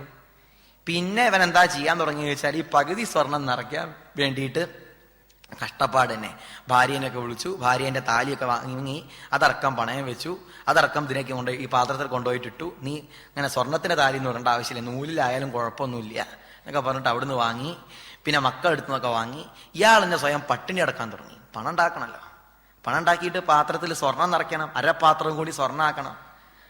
അവസാനം ഈ രാജാവ് ചോദിച്ചു, സേവകന്മാരോടൊക്കെ ചോദിച്ചു, എടോ നമ്മളെ ക്ഷുരകൻ അവിടെ പോയി, കാണുന്നില്ലല്ലോ മൂപ്പരെ, കുറെ ദിവസമായല്ലോ കണ്ടിട്ട്, എന്ത് പറ്റിപ്പോയി ചോദിച്ചു. അപ്പം സേവകന്മാരൊക്കെ പറഞ്ഞു, ഇനി അയാൾ വരണ്ടാവും തോന്നുന്നില്ല, അയാൾ കിടപ്പിലായി ഉണ്ടെന്ന് പറഞ്ഞു. പഴയ കാലത്ത് രാജാക്കന്മാർക്ക് പ്രജാവാത്സല്യം ഉണ്ടാവുമല്ലോ. വേഗം രാജാവ് അവന്റെ വീട്ടിലേക്ക് ചെന്നു. എന്നിട്ട് പറഞ്ഞു, എവിടുന്നാണോ ഈ 4.5 സ്വർണവും കിട്ടിയത്, 4.5 പാത്രം സ്വർണവും കിട്ടിയത്, അവിടെ പോയിട്ട് കൊണ്ടുപോയി വെക്കുക, എന്നിട്ട് ഇങ്ങോട്ട് പോന്നോ, ഞാൻ നേരെയാവും എന്ന് പറഞ്ഞു. ഇതാണ് ഉണ്ടാവുക. 4 പാത്രം സ്വർണ്ണം വെച്ചാൽ കുഴപ്പമില്ല, അരപ്പാത്രം കൊടുത്തതുകൊണ്ട് അത് നിറയ്ക്കാനാ തോന്നിയത്. കിട്ടിയതിനെ കൊണ്ട് സന്തോഷിക്കാൻ തോന്നിയില്ല, കിട്ടിയതിനെ കൊണ്ട് സന്തോഷിക്കാൻ സാധിച്ചില്ല. അതാണ് കഷ്ടമായി പോയത്. എത്രയോ കഥകളുണ്ട് ഇതുപോലെ. ലോഭം കാരണത്താൽ നഷ്ടപ്പെട്ടു പോകും, നശിച്ചു പോവുകയാണ്. 10 കിട്ടുകിൽ 100 മതി എന്നും, ശതമാകിൽ സഹസ്രം മതി എന്നും. 10 കിട്ടിയാൽ 100 വേണമെന്നാവും, 100 കിട്ടിക്കഴിഞ്ഞാൽ 1000 വേണമെന്നാവും. ഇങ്ങനെ ഈ ലോഭം കാരണം മനുഷ്യന്റെ എല്ലാ തരത്തിലുള്ള ക്ഷേമവും നശിച്ചു പോകും. ഏതുപോലെ ചിത്രോരൂപമിവേപ്സിതം, നല്ല സുന്ദരനായൊരു വ്യക്തി, വലിയ കുഴപ്പമൊന്നുമില്ല, നല്ല സൗന്ദര്യമൊക്കെ ഉള്ളൊരു വ്യക്തി, അവന്റെ ദേഹത്തിൽ ചെറിയൊരു വെള്ളപ്പാണ്ട് വന്നാൽ എന്തായി, അതിങ്ങനെ വർദ്ധിച്ച് വന്ന് ദേഹം മുഴുവൻ വ്യാപിക്കുന്നത് പോലെ ഈ ലോഭം ഇവന്റെ സൽഗുണങ്ങളെ മുഴുവൻ നശിപ്പിക്കുന്നതാണ്. അതാണ് എനിക്കും സംഭവിച്ചു പോയത്. ലോഭം കാരണം ഞാനൊക്കെ എൻ്റെ എല്ലാ ജീവിതവും സൽക്കർമ്മങ്ങൾ ചെയ്യാനായിട്ട് കിട്ടിയ ഈ ജീവിതത്തെ മുഴുവൻ ഈ പണം ഇങ്ങനെ ഉണ്ടാക്കി കൂട്ടാൻ വേണ്ടി മാത്രം ഞാൻ ശ്രമിച്ചു. വേറെ ഇതിനെ കൊണ്ട് എന്തേ നല്ലത് ചെയ്തോ, ഒന്നും നല്ലത് ചെയ്തില്ല. ഇതൊക്കെ അദ്ദേഹം എങ്ങനെ ആലോചിക്കുകയാണ്. അർത്ഥസ്യ സാധനേ സിദ്ധ ഉത്കർഷേ രക്ഷണേ വ്യയേ നാശോപഭോഗ ആയാസ ത്രാസശ്ചിന്താഭ്രമോ നൃണാം. ശരിക്കും പണം ഉണ്ടാക്കാൻ വളരെ കഷ്ടപ്പാടാണ്. പണത്തിന്റെ കാര്യം ആലോചിച്ച് നോക്കൂ. പണം ഉണ്ടാക്കിയെടുക്കാൻ എളുപ്പമല്ല, നല്ല ബുദ്ധിമുട്ടാണ്. ഈ ഉള്ള പണത്തെ അത് നിലനിർത്തണമെങ്കിലോ അതും ബുദ്ധിമുട്ടാണ്. അത് വിനിമയം ചെയ്യണമെങ്കിൽ അതിനും ബുദ്ധിമുട്ടാണ്. അപ്പൊ പണം ഉണ്ടാവണ്ടെന്നോ ഉണ്ടാക്കണ്ടെന്നൊന്നും പറയല്ല. ഈ പണത്തിനെ കൊണ്ട് ആലോചിച്ച് നോക്കുക, അതിനെ കൊണ്ടുണ്ടാവുന്ന കഷ്ടപ്പാട് ആലോചിച്ച് നോക്കൂ. പണം കിട്ടാനായിട്ട് വേണ്ടി ഓരോരോ പരിശ്രമങ്ങൾ ചെയ്തിട്ട് അവസാനം അന്യായമായിട്ട് പണം ഉണ്ടാക്കാനായിട്ട് പുറപ്പെടുന്നതിന്റെ ഫലമായിട്ട് എന്തൊക്കെ തരത്തിലുള്ള വിഷമങ്ങളാ ഉണ്ടാവുന്നത്, എന്തെല്ലാം ബുദ്ധിമുട്ടുകളാണ് ഉണ്ടാവുന്നത്. നമ്മൾ കാണുന്നില്ലേ പലതരത്തിലും പിടിക്കുന്നത്. ഇപ്പൊ അടുത്ത കാലത്ത് പണം ജാക്കിലാക്കി കൊണ്ടുപോകുമ്പോൾ പിടിച്ചു, എത്രയോ കാണുന്നുണ്ട്. ഇതിങ്ങനെ കെട്ടിക്കൊണ്ടുപോകുമ്പോൾ പോലീസ് കൈ കാണിക്കും. അതിന്റെ പേടി ഇങ്ങനെ ആകെ 100 കൊല്ലം ആയുസേ ഉള്ളൂ. ആ 100 കൊല്ലം തന്നെ മുഴുവൻ കിട്ടിക്കോളണമെന്നില്ല. അതിൽ 70 കൊല്ലം 80 കൊല്ലം കിട്ടിയ കേമായി. ഇതിൻ്റെ ഇടയ്ക്ക് തന്നെ ഇങ്ങനെ പണം ഉണ്ടാവുക എന്നുള്ള വിചാരമായിട്ട് അന്യായമായിട്ട് പണം ഉണ്ടാക്കി അതിനിടയിലുണ്ടായ ക്ലേശം, അപ്പുറത്തേക്ക് ജയിലിൽ കിടക്കേണ്ടി വരിക, അതിൽ ജാമ്യം എടുക്കാൻ ആളെ കിട്ടാണ്ടാവുക. ഇങ്ങനെ കഷ്ടപ്പെട്ട് ജീവിച്ചിട്ട് എന്താ കാര്യം? ഉള്ളത് നല്ലതുപോലെ ജീവിക്കുക, ധാർമ്മികമായിട്ട് പണം ഉണ്ടാക്കി അതിനനുസരിച്ച് ജീവിക്കണം. പണം ഉണ്ടാക്കണ്ടെന്നൊന്നും പറഞ്ഞിട്ടില്ല. അന്യായമായിട്ട് ഈ പണം ഉണ്ടാക്കി ഈ ജീവിതത്തെ തന്നെ ഉണ്ടാക്കി മാറ്റിയാണ്. ജീവിതം തന്നെ ഒരു സന്തോഷത്തോടു കൂടി ജീവിക്കാൻ പറ്റാത്തൊരവസ്ഥയാക്കി തീർക്കുകയാണ്. അങ്ങനെയാണോ വേണ്ടത്? ഞാൻ ഇപ്പം അതുപോലെയാ ചെയ്തത്. നാശോപഭോഗ, അനുഭവിക്കാതെ കുറെ നശിച്ചു. അവസാനം സ്ഥേയം ഹിംസ അനൃതം ദംഭ കാമക്രോധസ്മയോ മദ ഭേദോ വൈരമവിശ്വാസ സംസ്പർദ്ധ വ്യസനാനിച. ഈ പണം വല്ലാണ്ട് കൂടിക്കഴിഞ്ഞാൽ എന്തൊക്കെയാ ഉണ്ടാവുക? അവിടെ പല കുഴപ്പങ്ങളും ഉണ്ടാവും. വിശ്വാസം ഉണ്ടാവില്ല, സ്ഥേയം കളവുണ്ടാവും, ഹിംസ ആരെയും കൊല്ലണം എന്നൊക്കെയുള്ള വിചാരം ഉണ്ടാവും, കൊന്നിട്ട് പണം ഉണ്ടാക്കണം തോന്നും, അനൃതം കളവ് പറയാൻ തോന്നും, ദമ്പ് അഹങ്കാരം വർദ്ധിക്കും പണം ഉണ്ട് എന്നുള്ളതിന്റെ പേരിൽ, കാമ അത്യാഗ്രഹം ഉണ്ടാവും, ക്രോധം ഉണ്ടാവും. പണ്ട് ഒരു വ്യക്തി ഒരാളെടുത്ത് പോയിട്ട് കുറച്ച് കടം വാങ്ങണം വേണ്ടി പോയിട്ട് ചോദിച്ചു, 2000 റുപ്യ തരുമോ ചോദിച്ചു. അപ്പം ഇത് ചോദിച്ച സമയത്ത് ഈ ചോദിക്കപ്പെട്ട വ്യക്തി പറഞ്ഞു, ഞാൻ തരുമൊക്കെ ചെയ്യാ, തരാതിരിക്കൊന്നുമില്ല, പക്ഷേ ഞാൻ 2000 റുപ്യ തരുമ്പം ഇങ്ങനെ ചിരിച്ചിട്ടല്ലേ നീ 2000 റുപ്യ വരുമെന്നൊക്കെ ചോദിച്ചത്. ഞാൻ പൈസ ഒന്നും കൂടി മടക്കി തരുന്ന സമയത്ത് ഇതുപോലെ ചിരിച്ച് നിനക്ക് മടക്കി തരാൻ വയ്ക്കുമോ ചോദിച്ചു. 2000 റുപ്യ തരുമോ എന്ന് ചോദിച്ചപ്പോൾ നല്ല ചിരിച്ച് പുഞ്ചിരിച്ചും കൊണ്ട് തരുമോ ഏട്ടാന്നൊക്കെയാ ചോദിച്ചത്. അതേ ഭാവത്തിൽ തന്നെ നിനക്ക് എൻ്റെ അടുത്തേക്ക് മടക്കി തരാൻ പറ്റുമോ? ഈ പൈസ 2000 രൂപ ചിരിച്ചും കൊണ്ട് തരാൻ പറ്റുമോ? ഇതാണെന്നും പറഞ്ഞാൽ പോരാ, മുഖം അങ്ങനെ കൂർപ്പിച്ചിട്ടൊന്നും പറഞ്ഞാൽ പോരാ, ചിരിച്ചും കൊണ്ട് തരാൻ പറ്റുമോ? അത് പറ്റില്ല, എനിക്ക് വേണ്ട എന്ന് പറഞ്ഞാൽ പോയി എന്നാണ്. കാരണം വാങ്ങുന്നത് പോലെ അങ്ങോട്ട് കൊടുക്കാൻ കഴിയില്ല. നമുക്കൊക്കെ കൊടുക്കുന്നത് നല്ല ഓർമ്മ ഉണ്ടാവും, വേറെ ആൾക്ക് കടം കൊടുത്തിട്ടുണ്ടെങ്കിൽ നല്ല ഓർമ്മ ഉണ്ടാവും. നേരെ മറിച്ച് നമ്മൾ കൊടുക്കാണ്ടെങ്കിലോ, ഞാൻ അങ്ങടുത്ത് വാങ്ങിയിട്ടുണ്ടോ, എന്നാ അപ്പം വാങ്ങിയതൊക്കെ ഓർമ്മയില്ലേ, നല്ല ഓർമ്മയൊന്നുമില്ല. എന്നാൽ ഇങ്ങോട്ട് കിട്ടാനുള്ളതാണ് വെച്ചാലോ നല്ല ഓർമ്മ ഉണ്ടാവും. ഏതാ ദിവസം, ഏതാ സ്ഥലം, എവിടുന്നാണ് ഇയാൾ, എങ്ങനെയാ, ഏത് ഡ്രസ്സാണ് ഇട്ടുണ്ടാകുക, നേരം ഏത് ഷർട്ടിന്റെ നിറം എന്തായിരുന്നു, ഇതൊക്കെ നോക്കും നമ്മൾ. അങ്ങോട്ട് കൊടുക്കാനുള്ള കാര്യമാണെങ്കിലോ നമ്മൾ മറന്നും പോകും. ഇങ്ങനെയുള്ള വിഷയങ്ങളൊക്കെ ഉണ്ടാവും എന്നർത്ഥം. ക്രോധസ്മയോ മത ഭേദോ വൈരം അവിശ്വാസം ഉണ്ടാവില്ല, വൈരം ഉണ്ടാവും. തനിക്കു ശത്രുക്കള സംഖ്യമുണ്ടാം, മനക്കുരുന്നിൽ ഭയമേറ്റമുണ്ടാം. തനിക്കലംഭാവവുമില്ല. മതിയും തോന്നുമോ? മതിയും തോന്നില്ല, കിട്ടിയത് മതി തോന്നില്ല. ഇത്തരത്തിലുള്ള അനവധി ദോഷങ്ങൾ ഈ സമ്പത്തിനെ കൊണ്ട്, പണം കാരണം ഉണ്ടാവുന്ന ദോഷങ്ങളാണ് ഈ പറഞ്ഞതൊക്കെ. എന്നാ പണം മോശമെന്നർത്ഥമുണ്ടോ? അങ്ങനെ അർത്ഥമില്ല. പണം വളരെ നല്ലതാണ്, ആവശ്യത്തിന് പണം വേണം. അപ്പൊ പണം എന്തിനാ തിരുമേനി? പണം വേണ്ടേ? ഇതുപോലെ സ്റ്റേജ് കെട്ടണമെങ്കിൽ പണം വേണം, പന്തലിടണമെങ്കിൽ പണം വേണം, ഏത് കർമ്മം നടക്കണമെങ്കിലും പണം വേണം. പണം വേണ്ടാന്നോ പണം ഉണ്ടാക്കണ്ടെന്നൊന്നും പറഞ്ഞിട്ടില്ലേ, അങ്ങനെ അർത്ഥമില്ല. ഗൃഹസ്ഥൻ ധാരാളം പണം ഉണ്ടാക്കുക വേണം. പക്ഷെ ഈ പണം ഒരാൾക്കൊരു ഉപയോഗമില്ലാതെ ഇങ്ങനെ കൂട്ടി വെച്ചിട്ടുണ്ടെങ്കിൽ അവസാനം ഈ ഭിക്ഷുവിനെ പോലെ ആവും എന്ന് കാണിച്ചു തരികയാണ്. സൽക്കർമ്മങ്ങളൊന്നും ചെയ്യാതിരുന്നിട്ടുണ്ടെങ്കിൽ ഭിക്ഷുവിനെ പോലെയാവും, ഈ ബ്രാഹ്മണനെ പോലെയാവും. സംസ്കൃതത്തിലൊരു സുഭാഷിതത്തിൽ പറയും, പണത്തിന്റെ മാഹാത്മ്യത്തെ പറഞ്ഞുകൊണ്ട് പറയുന്നുണ്ട്, ഭർതൃഹരി പറയുന്നുണ്ട്, യസ്യാസ്തി വിത്തം സ നരകുലീന സ പണ്ഡിത ശ്രുതവാൻ ഗുണജ്ഞ സ ഏവ ഭക്താഃ സ ച ദർശനീയ സർവേ ഗുണാഃ കാഞ്ചനമാശ്രയന്തി. യസ്യാസ്തി വിത്തം, ആരുടെ കയ്യിലാ സമ്പത്തുള്ളത് അവനാവും കുലീനൻ ആയിത്തീരാ, കുലത്തിൽ പിറന്നവനാവും കുലീനനായി തീരും. സ പണ്ഡിത സ ശ്രുതവാൻ ഗുണജ്ഞ, അവൻ നല്ല പണ്ഡിതനായിത്തീരും, നല്ല കേമനായിത്തീരും, എല്ലാ തരത്തിലുള്ള ക്ഷേമവും അവനുണ്ടാവും. അവൻ പറഞ്ഞാൽ കേൾക്കാൻ കുറെ ആൾക്കാരുണ്ടാവും. സർവേ ഗുണ കാഞ്ചനമാശ്രയന്തി, എല്ലാ ഗുണങ്ങളും എന്തിനെ ആശ്രയിച്ചും കൊണ്ടിരിക്കുന്നു? സമ്പത്തിനെ ആശ്രയിച്ചും കൊണ്ടിരിക്കുന്നു. അപ്പൊ സമ്പത്ത് മോശമാണോ പറഞ്ഞത്? ഇതുപോലെയായ അപകടമാവും. ഒരാൾക്കൊന്നും കൊടുക്കാത്ത അവസ്ഥയിലേക്ക് എത്തിയാൽ, അങ്ങനെ പഞ്ചയജ്ഞങ്ങളൊന്നും ചെയ്യാതിരുന്നാൽ ഇതേപോലെ നശിച്ചു പോകുമെന്ന് കാണിക്കുകയാണ്. ഭിദ്യന്തേ ഭ്രാതരോദാര പിതരസുഹൃതസ്തഥാ ഏകാ സ്നിഗ്ധ കാകിനിന സദ്യ സർവേരയകൃത. പണക്കാരനെ സംബന്ധിച്ചിടത്തോളം സകല ആൾക്കാരും ശത്രുക്കളായി തീരും. അവസാനം ഭാര്യയും മക്കളും വരെ ശത്രുക്കളായി തീരും. മക്കളോട് കേസ് വിടുന്ന അച്ഛനെ കാണില്ല, വയസ്സ് 90 ആയി, ഇപ്പോഴും കോടതി കയറി ഇറങ്ങുകയാണ്. മക്കളോടാ കേസ്. മൂത്ത മകന്റെ സ്ഥലം എടുത്തു, ഇങ്ങനത്തെ ഓരോന്ന് പറഞ്ഞുകൊണ്ട് ഇയാളെ നോക്കിയിട്ട് മാവ് ചിരിക്കുന്നുണ്ട്, ഇങ്ങോട്ട് പോരല്ലേ ചോദിച്ചും കൊണ്ട്. എന്നാ പോലും എന്താണ്, ഇതൊക്കെ കിട്ടണം, എൻ്റെ സ്ഥാനം പോയി പോവോ, എൻ്റെ വീട് പോയി പോവോ, ഇങ്ങനെയൊക്കെ ഓരോരോ ചിന്തയായിട്ട് നഷ്ടപ്പെട്ടു പോവോ എന്ന് വിചാരിച്ചിട്ട് മക്കളോട് ദേഷ്യം, ഭാര്യയോട് ദേഷ്യം. ഒരു വ്യക്തിക്ക് ഒരു സാധനം കൊടുക്കില്ല, എല്ലാവരും ആരായിത്തീരും? ശത്രുക്കളായി തീരുക. പണം കൊണ്ടാണ്. പലപ്പോഴും പണം ഉണ്ടാവുന്ന വരെ വലിയ കുഴപ്പമൊന്നും ഉണ്ടാവില്ല, ഐക്യമൊക്കെ ഉണ്ടാവും. പണം അങ്ങോട്ട് വർദ്ധിച്ചു കഴിഞ്ഞാൽ പലപ്പോഴും പല ട്രസ്റ്റും പല വിഷയങ്ങളും നോക്കിക്കോളൂ. എന്ത് ആധ്യാത്മിക സമ്പ്രദായത്തിൽ തന്നെ എന്തൊക്കെ വിഷമങ്ങൾ ഉണ്ടാവുന്നുണ്ട്. ഈ വേദാന്ത ചിന്തയിലൂടെ പോകുന്ന പല സ്ഥലങ്ങളിൽ പോലും എന്തുണ്ടാവുന്നുണ്ട്? ഈ പണം വർദ്ധിച്ചു കഴിഞ്ഞിട്ടുണ്ടാവുന്ന വിഷമങ്ങൾ ഉണ്ടാവുന്നുണ്ട്. ആവശ്യത്തിന് പണം വേണം, അപ്പോഴാവും അധികാരത്തർക്കം ഉണ്ടാവുക. ആരാണ് ആവേണ്ടത്, ആരാണ് വേണ്ടതുപോലെ മുന്നിൽ നിൽക്കേണ്ടത്, ആരാണ് മാനേജിങ് ട്രസ്റ്റി ആവേണ്ടത്, ഇതിന്റെ പേരിലൊക്കെ തർക്കം വരും. ഇതൊക്കെ നമ്മുടെ നാട്ടിൽ നടക്കുന്ന കാര്യമല്ലേ. ഭാഗവതത്തിൽ പറഞ്ഞത് വളരെ വാസ്തവമാണ്, അക്ഷരം പ്രതി ശരിയാണ്. ഒരു വിഷയത്തിൽ പോലും യാതൊരു മാറ്റവും ഇല്ല. ഇന്നും അന്നും 5000 കൊല്ലം മുമ്പേ അങ്ങനെയാണ്, ഈ കാലത്തും അങ്ങനെ തന്നെയാണ്, ഒരു വ്യത്യാസവും ഇല്ല. അപ്പൊ അതുകൊണ്ട് എന്താ വേണ്ടത്? ഈ ജന്മ അമരപ്രാർത്ഥ്യം മാനുഷ്യം തദ്ദി ജാഗ്രതാം.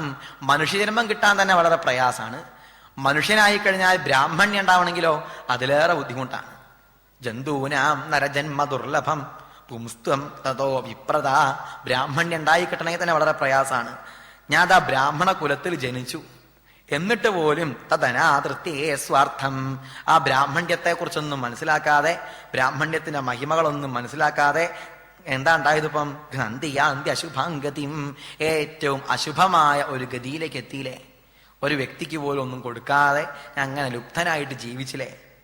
സ്വർഗാപവർഗയോർദ്വാരം പ്രാപ്യ ലോകനിമം പുമാൻ. സ്വർഗത്തിലേക്കും മോക്ഷത്തിലേക്കും ഒക്കെ എത്താൻ സാധിക്കുന്ന ഒരു ജന്മമാണ് മനുഷ്യജന്മം. യാഗം തുടങ്ങിയതൊക്കെ ചെയ്താൽ സ്വർഗത്തിലേക്ക് എത്താം. നേരെ കുറച്ച് ആത്മവിചാരം കൊണ്ടോ മുക്തിയിലേക്ക് എത്താൻ സാധിക്കും. ഇതിനൊക്കെ സൗകര്യമുള്ള ഒരു ജന്മം, വളരെ പ്രയാസമുള്ള ഒരു ജന്മമാണ്. കിട്ടാൻ വളരെ പുണ്യം ചെയ്താൽ മാത്രമേ ഈ ഒരു ജന്മം കിട്ടുള്ളൂ, മനുഷ്യജന്മം കിട്ടുള്ളൂ. എന്നിട്ട് ഒരു കാര്യവും വേണ്ടതുപോലെ ചെയ്യാതെ, അതിന്റെ ആ ധർമ്മത്തെക്കുറിച്ചൊന്നും ഓർമ്മിക്കാതെ ഇങ്ങനെ ജീവിച്ചിട്ട് എന്താ കാര്യം ഉണ്ടായത്? ദ്രവിണേകോ അനുഷജ്ജേത. മാത്രമല്ല, ഇവിടുത്തെ പണമൊക്കെ ഏത് വരെയുള്ളൂ? അതൊക്കെ ഈ ജീവിക്കുന്നത് വരെയുള്ളൂ. എത്ര കാലം ജീവിതമുണ്ടോ അത്ര കാലം വരെയുള്ളൂ. അത് കഴിഞ്ഞാൽ പിന്നെ മരണത്തിനടുത്തേക്ക് എത്തിക്കഴിഞ്ഞാൽ പിന്നെ എവിടുത്തെ പണമൊക്കെ എടുക്കുക? അവിടേക്ക് എടുക്കില്ല. നമ്മുടെ ഡോളറോ നമ്മുടെ രൂപയോ ഒന്നും നമ്മുടെ കൂടെ വരില്ല. ശരീരം കളത്രം സുതം ബന്ധുവർഗം വയസ്യം ധനം സത്മഭൃത്യം ഭുവഞ്ച സമസ്തം പരിത്യജ്യ ഹാ കഷ്ടം ഏകോ ഗമിഷ്യാമി. ഒറ്റയ്ക്ക് സഞ്ചരിക്കേണ്ടതായിട്ട് വരും. ദുഃഖേന സുഹൃതം ഉണ്ടെങ്കിൽ സുഹൃതം കൂടെ വരും. ഇത്രയും കാലം ദുഷ്കൃത ചെയ്തത് വെച്ചാലോ ദുഷ്കൃതവും കൂടെ വരും. അപ്പൊ സുഹൃതം സമ്പാദിച്ച് ശ്രേയോമാർഗത്തിലേക്ക് എത്താൻ സാധിക്കുന്ന ഈ ജന്മം കിട്ടിയിട്ട് അതിനൊന്നും ശ്രമിക്കാതെ ഞാൻ ഇങ്ങനെയായി പോയില്ലേ. അതാണ് ഈ ഭിക്ഷു ആലോചിക്കുന്നത്. നമ്മുടെ ഈ സമ്പത്തൊന്നും എവിടേക്ക് എടുക്കില്ല? ഈശ്വരീയമായ ആ അവനവന്റെ പിന്നീടുള്ള അവസ്ഥയിലേക്ക് എടുക്കുന്നില്ല. നമ്മളെ അതൊക്കെ അസാധുവായി പോവും. നവംബർ 8 തീയതി അസാധുവായില്ലേ, അതുപോലെ നമ്മുടെതൊക്കെ അസാധുവായി പോവും. ഇതുവരെ ഈ ജന്മം അവസാനിക്കുന്നത് വരെ അത്രയേ ഉള്ളൂ. അവസാനിച്ചു കഴിഞ്ഞാൽ ഒക്കെ അസാധു. പിന്നെ നമ്മുടെ സുഹൃതവും ദുഷ്കൃതവും മാത്രം കൂടെ ഉണ്ടാവും. അതിനുവേണ്ടി ഞാൻ ശ്രമിക്കാതെ ഒരു സൽക്കർമ്മം പോലും ചെയ്യാതിരുന്നില്ലേ എന്നാണ് ഇദ്ദേഹം ചിന്തിച്ചത്. ദേവർഷി പിതൃഭൂതാനി ജ്ഞാതീൻ ബന്ധുംശ്ച ഭാഗിന അസംവിഭജ്യ ചാത്മാനം യക്ഷവിത്തപ്പതത്യഥ. ദേവന്മാർക്കോ ഋഷിമാർക്കോ പിതൃക്കൾക്കോ മനുഷ്യർക്കോ ഒരു കർമ്മവും ചെയ്യാത്തവന്റെ പണം, അവന്റെ സമ്പത്ത്, അവന്റെ സ്വത്ത് എല്ലാം തന്നെ നശിച്ചു പോകുന്നു. അപ്പൊ ഈ ശ്ലോകം കൊണ്ട് എന്താ മനസ്സിലാക്കേണ്ടത്? സമ്പത്ത് ഉണ്ടാക്കുന്നത് തെറ്റാണെന്ന് എവിടെയും പറഞ്ഞിട്ടില്ല. അതാണ് ഈ ശ്ലോകത്തിൽ നിന്ന് കിട്ടുന്ന ആശയം. സമ്പത്ത് ഉണ്ടാക്കുന്നത് തെറ്റാണെന്ന് ഭാഗവത്തിൽ പറയുന്നില്ല. പക്ഷെ ഇത് 5ആയിട്ട് വിഭജിക്കൂടി ചെയ്യണം. അത് ചെയ്തിട്ടില്ലെങ്കിൽ എന്താ ഉണ്ടാവുന്നത്? നശിച്ചു പോവും. ഇതുപോലെ ഈ ഭിക്ഷുവിന് സംഭവിച്ചതുപോലെയായി തീരും. അതാണല്ലോ കാളിദാസൻ പറയുന്നുണ്ട്, ആപഞ്ഞാർത്തി പ്രശമന ഫല സമ്പതോ ഹ്യുത്തമാനാം. ഉത്തമന്മാർക്ക് സമ്പത്ത് കിട്ടിയിട്ടുണ്ടെങ്കിൽ അത് അവരെന്തിനായിട്ട് ഉപയോഗിക്കുന്നു? ആപഞ്ഞാർത്തി പ്രശമന ഫല. ആപത്തിൽപ്പെട്ട് പ്രയാസം അനുഭവിക്കുന്നവർക്ക് ക്ഷേമം ഉണ്ടാവുന്നതിനായിട്ട് ആ സമ്പത്തിനെ ഉപയോഗിക്കുന്നു എന്നാണ്. നല്ല കാര്യത്തിനായിട്ട് ഉപയോഗിക്കുന്നു, സൽക്കാര്യങ്ങൾക്കായിട്ട് ഉപയോഗിക്കുന്നു, അവനവന് വേണ്ടതുപോലെ ഉപയോഗിക്കുന്നു. ഇതിന് പകരം ഒന്നുമില്ലാതെ അങ്ങനെ നിന്നു ഞാൻ. പണമൊക്കെ ഉണ്ട്, കൃഷിയൊക്കെ ഉണ്ട്, ഒക്കെ ഉണ്ടായിരുന്നു. പക്ഷെ അതൊന്നുകൊണ്ടും ഒരു വ്യക്തിക്ക് പോലും ഉപകാരം ഞാൻ ചെയ്തില്ല. വാക്കുകൊണ്ട് പോലും ഞാൻ ഉപകാരം ചെയ്തില്ല. വ്യർത്ഥയ അർത്ഥേയ അവിത്തം പ്രമസ്തസ്യ വയോബലം കുശലായേന സിദ്ധ്യന്തി ജരഠക്കിം സാധയേ. എന്ത് ചെയ്യാനാ? വൃദ്ധനായ ഞാൻ, എനിക്കൊന്നും ചെയ്യാൻ വയ്യാതെയായി. ഇനി ഈ വൃദ്ധാവസ്ഥയിൽ എന്തെങ്കിലും സൽക്കർമ്മങ്ങൾ ചെയ്യാൻ കഴിയോ? പഴയ കർമ്മങ്ങൾ എന്തെങ്കിലും ചെയ്യാൻ കഴിയോ? കുശലങ്ങളായ കർമ്മങ്ങളൊന്നും ചെയ്യാൻ സാധിക്കില്ല. അപ്പൊ അങ്ങനെ കിടക്കാൻ തന്നെ വഹിക്കൂ, അല്ലെങ്കിൽ നടക്കാൻ മാത്രമേ കഴിയുള്ളൂ. സൽക്കർമ്മങ്ങളൊന്നും ചെയ്യാൻ കഴിയില്ല. ആ അവസ്ഥയിലേക്ക് എത്തി. നമ്മൾ വിചാരിക്കും റിട്ടയർഡ് ആയിട്ട് തുടങ്ങാം ഭാഗവതം ഒക്കെ വിചാരിക്കും. റിട്ടയർഡ് ആയി കഴിഞ്ഞാൽ ഭാഗവതം വായിക്കാൻ കഴിഞ്ഞോളണമെന്നുണ്ടോ? അതൊന്നും സാധിച്ചോളണമെന്നില്ല. അതുകൊണ്ടാണ് ആദ്യം തന്നെ പറഞ്ഞത് കൗമാര ആചരേത്. ചെറുപ്പം മുതൽക്കേ ഭാഗവത ധർമ്മങ്ങളെ ആചരിക്കൂ. ഭാഗവത ധർമ്മങ്ങളൊക്കെ ചെറുപ്പത്തിലേ ആചരിക്കൂ എന്ന് പറഞ്ഞത് അതുകൊണ്ടാണ്. കുറെ കഴിഞ്ഞാൽ സാധിച്ചോളണമെന്നില്ല, ആരോഗ്യം ഉണ്ടായിക്കൊള്ളണമെന്നില്ല, അതിനൊന്നും യാതൊരു ഉറപ്പുമില്ല. കസ്മാത്, അതുകൊണ്ട് ഏതോ ഒരു ഭഗവാന്റെ മായ കൊണ്ടാണ് എനിക്ക് ഞാൻ എന്നുള്ള ചിന്തകളൊക്കെ ഉണ്ടായത്. കസ്യജിൽ മായയാ നൂനം ലോകോയം സുവിമോഹിത. ഈ ലോകം മുഴുവൻ ആ ഭഗവാന്റെ മായയിൽ മോഹിച്ചും കൊണ്ടിരിക്കുന്നു. ഈശ്വരന്റെ ആ മായയിൽ മോഹിച്ചും കൊണ്ടിരിക്കുകയാണ്. പണം ഇല്ലാത്തവനെ സംബന്ധിച്ചിടത്തോളം പണം മാത്രമാണ് ഏറ്റവും പ്രധാനം എന്ന് വിചാരിക്കും. പണ്ട് ഒരു ചങ്ങാതി ഭഗവാനെ തപസ് ചെയ്തു. ദൈവത്തിനെ കുറേ കാലം തപസ് ചെയ്തു. ദൈവം പ്രത്യക്ഷപ്പെട്ട സമയത്ത് ചോദിച്ചു, എന്താ വരായിട്ട് വേണ്ടത് ചോദിച്ചു. ഇയാൾ ഉടനെ തന്നെ പറഞ്ഞു, ഭഗവാനെ ഞാൻ തൊട്ടതൊക്കെ സ്വർണ്ണമായി മാറണേ എന്ന് പറഞ്ഞു. ഭഗവാൻ അനുഗ്രഹിച്ചു, സ്വർണ്ണാവട്ടെ എന്ന് പറഞ്ഞു. അങ്ങനെയിരിക്കെ ഇയാൾ വീട്ടിലേക്ക് എത്തി, കുട്ടീനെ കൊണ്ടെടുത്തു. കുട്ടി സ്വർണ്ണമായിപ്പോയി. അത് പിന്നെയും കുഴപ്പമില്ല. കുട്ടി സ്വർണ്ണമായ കുട്ടിയല്ലേ സ്വർണ്ണമാവുള്ളൂ, സാരല്ല വിചാരിച്ചു. അത് കഴിഞ്ഞ് ഊണഴിക്കായിരുന്നു. ചോറ് ഉരുളി ഉരുട്ടി, അപ്പം ചോറ് എന്തായി? അതും സ്വർണ്ണമായി. ഇനി വയ്യ, അവനാന് ബുദ്ധിമുട്ടായില്ലേ, ഇനിയിപ്പോ ഒന്നും നിർത്തിയില്ല. ചോറ് ഉണ്ണാനോടി കഴിയാണ്ടേയായി. ചോറ് തൊട്ടാ ചോറ് സ്വർണ്ണം, വീടിന്റെ മുകളിൽ തൊട്ടാ വീട്. അതൊന്നും കുഴപ്പമില്ല അദ്ദേഹത്തിന്. ഭക്ഷണം പോലും കഴിക്കാൻ വയ്യാത്ത അവസ്ഥയായപ്പം വേഗം ദൈവത്തിനടുത്ത് പോയി പറഞ്ഞു, ദൈവമേ തൊട്ടതൊന്നും സ്വർണ്ണം ആവണ്ട, തൊട്ടതൊക്കെ സ്വർണ്ണമായാൽ മതി എന്ന് പറഞ്ഞാൽ തൊട്ടതൊന്നും സ്വർണ്ണം ആവണ്ട എന്ന് പറഞ്ഞു വേഗം. അതാണ് ഈ പണത്തിനോടുള്ള അമിതമായ ആ മോഹം കൊണ്ട് എന്തെല്ലാം തരത്തിലുള്ള വിഷയങ്ങളാണ് ഉണ്ടാവുന്നത്. അത് കൂടുതൽ കിട്ടണം എന്നുള്ള വിചാരം വന്നു. ഈ രീതിയിൽ ഞാൻ ഇങ്ങനെ പോയി. ഭഗവാന്റെ മായ കൊണ്ടാണ് ഈ വിഷയങ്ങളെല്ലാം സംഭവിക്കുന്നത്. നൂനമ്മേ ഭഗവാൻ തുഷ്ട സർവദേവമയോഹരി. വാസ്തവത്തിൽ എനിക്ക് ഭഗവാൻ എന്നിൽ പ്രീതനായതുകൊണ്ടാണ് ആ ഒരു ചിന്ത തന്നെ എനിക്കുണ്ടായത്. വിരക്തിയെക്കുറിച്ചുള്ള ഒരു വിചാരം തന്നെ എനിക്കുണ്ടാവാൻ കാരണം എന്താണ്? ഭഗവാനോടുള്ള ചിന്ത, ഭഗവന്റെ അനുഗ്രഹം കൊണ്ടാണ്. ഏന നീതോപശാമേതാം നിർവേദശ്ചാത്മനപ്ലവ. ഈ ഒരു അവസ്ഥ എനിക്ക് വരാൻ കാരണം ഏത് ദാരിദ്ര്യം വന്നുള്ളതല്ല. ദാരിദ്ര്യം വന്നപ്പോഴും ഭഗവാനെ കുറിച്ചുള്ള ചിന്ത ഉണ്ടായല്ലോ. തൂങ്ങിച്ചാവാനെന്നല്ലല്ലോ തോന്നിയത്. ഈ സമയത്തും ഭഗവാനെ വിചാരിക്കാൻ കഴിഞ്ഞത് എന്തുകൊണ്ടാണ്? ഈ താൻ ചെയ്തതിന്റെ ദോഷങ്ങളെക്കുറിച്ചൊക്കെ ആലോചിക്കാൻ തോന്നിയത് തന്നെ ഭഗവാന്റെ അനുഗ്രഹം കൊണ്ടാണ്. പലപ്പോഴും ഈ വിരക്തി പോലും നമുക്കുണ്ടാവില്ല. വിരക്തി വരണമെങ്കിൽ തന്നെ, വൈരാഗ്യം വരണമെങ്കിൽ തന്നെ നമുക്ക് ഭഗവാന്റെ അനുഗ്രഹം വേണം. ഭഗവാന്റെ ക്രെഡിറ്റ് ആണ്, എൻ്റെ ക്രെഡിറ്റ് അല്ല എന്ന് ഭിക്ഷു പറയാണ്. ഒക്കെ അവിടുത്തെയുടെ അനുഗ്രഹം കൊണ്ടാണ് എനിക്ക് ഇങ്ങനെ തോന്നാൻ തന്നെ സാധിച്ചത്, അല്ലെങ്കിൽ ഇങ്ങനെ തോന്നാൻ പോലും കഴിയില്ലായിരുന്നു. അതല്ലേ പണ്ട് ഒരു കഥ പറയാറുണ്ടല്ലോ, ഒരു പുലി ഉണ്ടായിരുന്നു. ഈ പുലി 2 മരത്തിന്റെ ഇടയിൽ ഇങ്ങനെ നിന്നു. ഒരാളിങ്ങനെ ഓടിച്ചിട്ട് 2 മരത്തിന്റെ ഇടയിൽ നിന്നു. അവൻ പതുക്കെ എന്ത് ചെയ്തു, ഈ പുലിന്റെ വാല് പിടിക്കാൻ കിട്ടി. പിന്നെ പുലിക്ക് ഓടാൻ കഴിയില്ല, വാലിങ്ങനെ പിടിച്ചു നിന്നു. പുലിയുടെ വാല് വിട്ടാ ഉറപ്പാ പുലി പിന്നിക്കൂടെ വന്ന് ഇയാളെ കടിക്കും. ഈ മരത്തിന്റെ ഇടയിലായതുകൊണ്ട് പുലിക്ക് ഇങ്ങോട്ട് വരാനും വയ്യ, അങ്ങോട്ട് പോകാനും വയ്യ. ഇയാളതിങ്ങനെ പിടിച്ചു നിന്നു. അങ്ങനെ ഇരിക്കുമ്പോഴാണ് ഇയാളെ കയ്യിൽ കുറച്ച് പൈസ ഉണ്ടായിരുന്നു, കുറച്ച് ചില്ലറ ഉണ്ടായിരുന്നു. ഈ ചില്ലറ താഴേക്ക് വീണു, നിലത്തേക്ക് വീണു. കുറെ ചില്ലറ അവിടെ ഉണ്ട്. ആ സമയത്താണ് ഒരാൾ ആ വഴിക്ക് വരുന്നുണ്ട്. അപ്പം അയാളെ കണ്ടപ്പം ഈ പാല് പിടിച്ചു നിൽക്കുന്ന ആള് പറഞ്ഞു, കണ്ടില്ലേ, ഈ നല്ല പുലിയാണിത്, ഒരു കുഴപ്പമില്ല. ഈ പുലി കാട്ടിച്ചതാണ് ഈ ചില്ലറയൊക്കെ.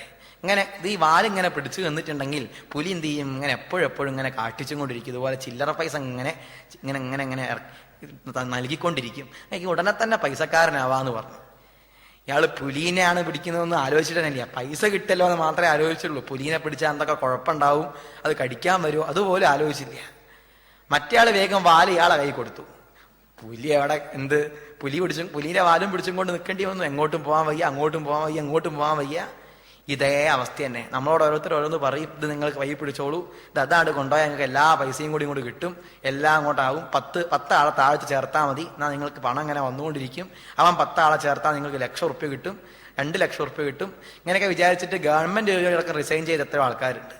ഈ പല നോട്ടരട്ടിപ്പിന്റെ പരിപാടിയൊക്കെ പോയിട്ട് ഗവൺമെന്റ് ജോലി പോലും ഒഴിവാക്കിയിട്ട് പണം ഇങ്ങനെ കിട്ടുമെന്ന് വിചാരിച്ച് പോയിട്ടുണ്ട്. അവസാനം പലരും കുടുങ്ങിയത് കണ്ടേ നമ്മൾ. പല ഇങ്ങനെയുള്ള തട്ടിപ്പുകളൊക്കെ പെട്ട് എത്രയോ ആൾക്കാരുടെ പണം പോയി, ആരും പറയില്ല. അതാ കാര്യം. ഇതുപോലുള്ള അവസ്ഥയിലേക്ക് എത്താൻ കാരണം എന്താണ്? ഏതോ ഒരു ഭഗവാന്റെ മായ. അത് തന്നെ. എന്താണ് വാസ്തവം എന്ന് മനസ്സിലാക്കാതെ, സത്യം എന്താണെന്ന് തിരിച്ചറിയാതെ ഇങ്ങനെ ദൗർബല്യങ്ങളിലേക്ക് നമ്മൾ പോയിക്കൊണ്ടിരിക്കുകയാണ്.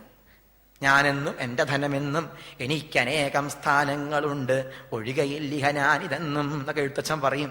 ഞാൻ തന്നെ, എൻ്റേത് തന്നെ, എനിക്കൊരു കാലത്തും ഒരു അവസ്ഥയിലും ഒരു മാറ്റം ഉണ്ടാവില്ല, ഞാൻ ഇങ്ങനെ തന്നെ ഉണ്ടാവും എപ്പോഴും. ഇങ്ങനെ ചിന്തിച്ചും കൊണ്ടിരിക്കാൻ കാരണം എന്താണ്? മായ തന്നെയാണ്, ഭഗവാന്റെ മായ തന്നെ. ആ മായ എന്നിൽ നിന്ന് കുറച്ചൊന്ന് മാറിയത് കൊണ്ടാണ്, ഭഗവാന്റെ ഒരു അനുഗ്രഹം ചെറുതായിട്ടുണ്ടായത് കൊണ്ടാണ് എനിക്ക് ഈ വിരക്തിയെക്കുറിച്ച് ആലോചിക്കാൻ തന്നെ സാധിച്ചത്, ഈ ഒരു ചിന്ത തന്നെ ഉണ്ടായത്. ഇങ്ങനെയൊക്കെ ചിന്തിച്ച് സോഹം കാലാവശേഷേണ ശോഷയിഷ്യേങ്കമാത്മന, ഇനി കുറച്ചു കാലം ആയുസുണ്ടല്ലോ, ഉള്ള കാലം ഞാൻ ഭഗവാനെ തന്നെ സേവിക്കും, ഭഗവത് പരനായും കൊണ്ട് ജീവിക്കും എന്നൊക്കെ ഉറപ്പിച്ചിട്ട് അദ്ദേഹം എന്ത് ചെയ്തു? എല്ലാ തരത്തിലുള്ള ആ ദോഷങ്ങളെയും മനസ്സിൽ നിന്ന് നീക്കി സചാരമഹീമേതാം, അദ്ദേഹം ഭൂമിയിലൂടെ എങ്ങനെ സഞ്ചരിച്ചു എന്നാണ്. സംയതാത്മേന്ദ്രിയാനില, ആ സംയമിച്ചും കൊണ്ട്, ഇന്ദ്രിയങ്ങളെയൊക്കെ നിയമിച്ചും കൊണ്ട് ഭിക്ഷാർത്ഥം സന്യാസവൃത്തിയായിട്ട് നഗരങ്ങളിലും ഗ്രാമങ്ങളിലൊക്കെ അങ്ങനെ സഞ്ചരിച്ചു എന്നാണ്. അങ്ങനെ നഗരങ്ങളിലൂടെയും ഗ്രാമങ്ങളിലൂടെയൊക്കെ അദ്ദേഹം പോകുന്ന സമയത്താണ് മറ്റൊരു ബുദ്ധിമുട്ടുണ്ടായത്. പര്യഭവൻ ഭദ്ര, അദ്ദേഹത്തിനെ പലരും കാണുന്നുണ്ട്. ഈ കാണുന്നവരൊക്കെ അദ്ദേഹത്തെ ദ്രോഹിക്കാൻ തുടങ്ങിയതാണ്. പണ്ട് കണ്ട് പരിചയമുള്ളവരൊക്കെ ഉണ്ടായിരുന്നു. എല്ലാവരും പറഞ്ഞു, ഇവന് യാതൊന്നും കൊടുക്കരുത്, കൊടുത്താൽ അപകടമാവും, എരന്ന് സമ്പാദിക്കാൻ വേണ്ടി നടക്കുകയാണ്, ഭിക്ഷ കൊടുക്കുകയേ ചെയ്യരുത്. ആരൊക്കെയോ കുറച്ച് കൊടുത്ത സമയത്ത് ആ ഭക്ഷണത്തിന് യാത്രയൊക്കെ ജനങ്ങൾ എന്ത് ചെയ്തു? ഈ മണ്ണ് വാരിയിട്ടു, അതുപോലെ തന്നെ വിസർജനങ്ങളൊക്കെ ചെയ്തു ഭക്ഷണത്തിലേക്ക്. കേജിൽ ത്രിവേണും, അദ്ദേഹത്തിന്റെ കയ്യിൽ ഒരു ഭിക്ഷാ ദണ്ടുണ്ട്, ഭിക്ഷ എടുക്കുന്നവരുടെ കയ്യിൽ സന്യാസിയുടെ ദണ്ടുണ്ട്. ആ ദണ്ട് കൊണ്ടുപോയി ആരോ. ഏകേ പാത്രം കമണ്ടലും, ഒരാളുടെ ഇയാളുടെ കയ്യിലുള്ള കമണ്ടലും എടുത്തു കൊണ്ടുപോയി. പീഠം ജേകെ അക്ഷസൂത്രം ജ കന്ധാം ചീരാനി കേചന, അദ്ദേഹത്തിന്റെ ഉടുക്കാനുള്ള മുണ്ടടക്കം കൊണ്ടുപോയി എന്നാണ്. കാഷായ വസ്ത്രം വരെ ആളുകൾ മോഷ്ടിച്ചു കൊണ്ടുപോയി. ഒരു തരത്തിലുള്ള സൗകര്യം അദ്ദേഹത്തിന് ഉണ്ടായില്ല. ഈ സൗകര്യങ്ങളും ആനുകൂല്യങ്ങളും ഒന്നും ജനങ്ങളിൽ നിന്ന് കിട്ടിയില്ല.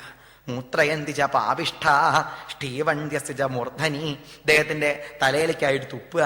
യഥവാചം വാചയന്തി, കുറെ ചീത്ത വിളിക്കുക. താടയന്തി, താടിച്ചു, കുറെ ആൾക്കാർ അടിച്ചു, കുറെ ആൾക്കാർ ചീത്ത വിളിച്ചു. ഇങ്ങനെ ചിലര് നിന്നെ പിടിച്ചു കെട്ടും, കയറുകൊണ്ട് നിന്നെ പിടിച്ചു കെട്ടും എന്ന് പറഞ്ഞു.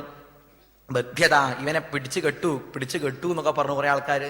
ഇവൻ ആൾക്കാരടുത്ത് പോയിട്ട് ഈ ഭിക്ഷയാചിച്ച് വീട്ടിലേക്ക് കയറിയിട്ട് ചെറിയ കുട്ടികളൊക്കെ ഉണ്ടാവും, ആ കുട്ടികളൊക്കെ തട്ടിക്കൊണ്ടുപോകാൻ വേണ്ടി ഇറങ്ങിയതാണ്. ഇത് വിൽക്കാൻ വേണ്ടി നടക്കുകയാണ്, അടിമക്കച്ചവടത്തിനായിട്ട് ഇറങ്ങിയതാണ്.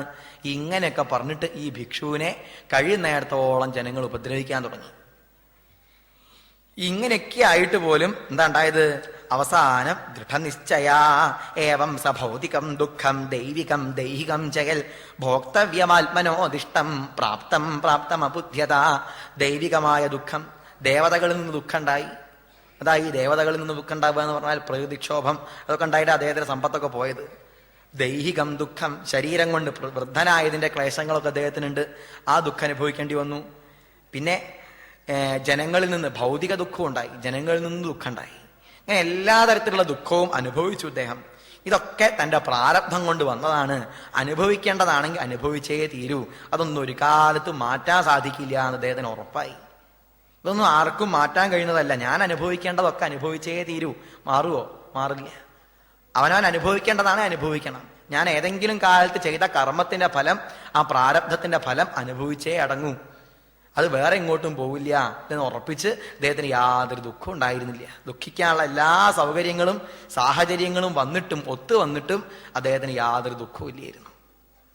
ഇതാണ് അവിടെ ഉണ്ടായത്. ഇഷ്ടം പ്രാപ്തം പ്രാപ്തം അബുദ്ധ്യത. ഒരു തരത്തിലുള്ള ദുഃഖവും മനസ്സിലുണ്ടാവാതെ പാതയദ്ഭിസ്വധർമ്മസ്ഥോ ധൃതിമാസ്ഥായ സാത്വികീം. ആധ്യാത്മികമായ ആ യോഗത്തിലേക്ക് ഉയർന്ന ഈ ഗുരു, ഈ ഭിക്ഷു അവിടെ വെച്ചിട്ട് ഒരു പാട്ട് പാടിയെന്നാണ്. എന്ത് ദുഃഖം ഉണ്ടായപ്പോഴും ഒരു വിഷമമില്ലാതെ അതിനൊക്കെ സന്റേടത്തോടു കൂടിയിട്ട് സ്വീകരിച്ചിട്ട് നമുക്കൊന്നും സങ്കല്പിക്കാൻ പോലും ഇല്ലാത്ത അത്രയ്ക്കധികം ദുഃഖം വന്നിട്ടും അതൊരു ദുഃഖമായിട്ട് പോലും അനുഭവപ്പെടാതെ, അതിനൊന്നും വേറെ ആളിലേക്ക് ആരോപിക്കാതെ, മറ്റുള്ളവരാണ് ദുഃഖം, അവനാണ് ദുഃഖം, ഇവനാണ് ദുഃഖം എന്നൊക്കെ നമ്മൾ പറയാ. അങ്ങനെയല്ലേ? അവനാണ് ദുഃഖം ഉണ്ടാക്കാൻ കാരണം. മറ്റുള്ളവർ തെറ്റു ചെയ്യും, പൊളി പറയും. മറ്റുള്ളവരാണ് തെറ്റ് ചെയ്യുക, പൊളി പറയാരാണ്? അതും മറ്റുള്ളവരാണ്. തനിക്കൊരു പിഴ വരുമാറിൽ ഇരുട്ടത്തു പോലും, തനിക്ക് ഇരുട്ടത്ത് പോലും യാതൊരു കുഴപ്പവും ഉണ്ടാവില്ല. ഈ ഒരു ചിന്തയാണ് നമുക്കൊക്കെ സംഭവിക്കുന്നത്. ഏതെങ്കിലും ആരെങ്കിലും എന്തെങ്കിലും ചെയ്തിട്ടുണ്ടെങ്കിൽ അവൻ കാരണമാണ് ഇതിന്റെ ദുഃഖം, അല്ലെ അവള് കാരണമാണ് തന്റെ ദുഃഖം. നമ്മളുടെ അവസ്ഥ നമ്മൾ ആലോചിക്കുകയോ? ആലോചിക്കില്ല. മറ്റുള്ളവരുടെ ദോഷങ്ങളൊക്കെ നമ്മൾ ചിന്തിക്കും. നമ്മളെ ദോഷം, നമ്മുടെ അവസ്ഥ നമ്മൾ ആലോചിക്കുകയോ? അത് ആലോചിക്കില്ല. എന്നിട്ട് എല്ലാ ദുഃഖത്തിനും കാരണം മറ്റുള്ളവനാണെന്ന് ആരോപിക്കാനാണ് നമുക്ക് ഉത്സാഹം. എന്നാ ഇവിടെ ആവട്ടെ, ഈ ഭിക്ഷു ഇതിനെല്ലാം കാരണം മനസ്സാണ്, ജനങ്ങളോ കാലമോ കർമ്മമോ ഇതൊന്നുമല്ല എന്ന് പറഞ്ഞുകൊണ്ട് ഒരു പാട്ട് പാടുകയാണ്. ധൃതിമാസ്ഥായ സാത്വികീം. തൻ്റെ ആ മനസ്സിനെ ഈശ്വരനിൽ തന്നെ ഉറപ്പിച്ചും കൊണ്ട്, ഭഗവാനിൽ തന്നെ ഉറപ്പിച്ചും കൊണ്ട്, ദുഃഖങ്ങളൊന്നും വ്യാപിക്കാതെ ബാധിക്കാതെ അദ്ദേഹം ഒരു പാട്ടങ്ങനെ പാടി എന്നാണ്.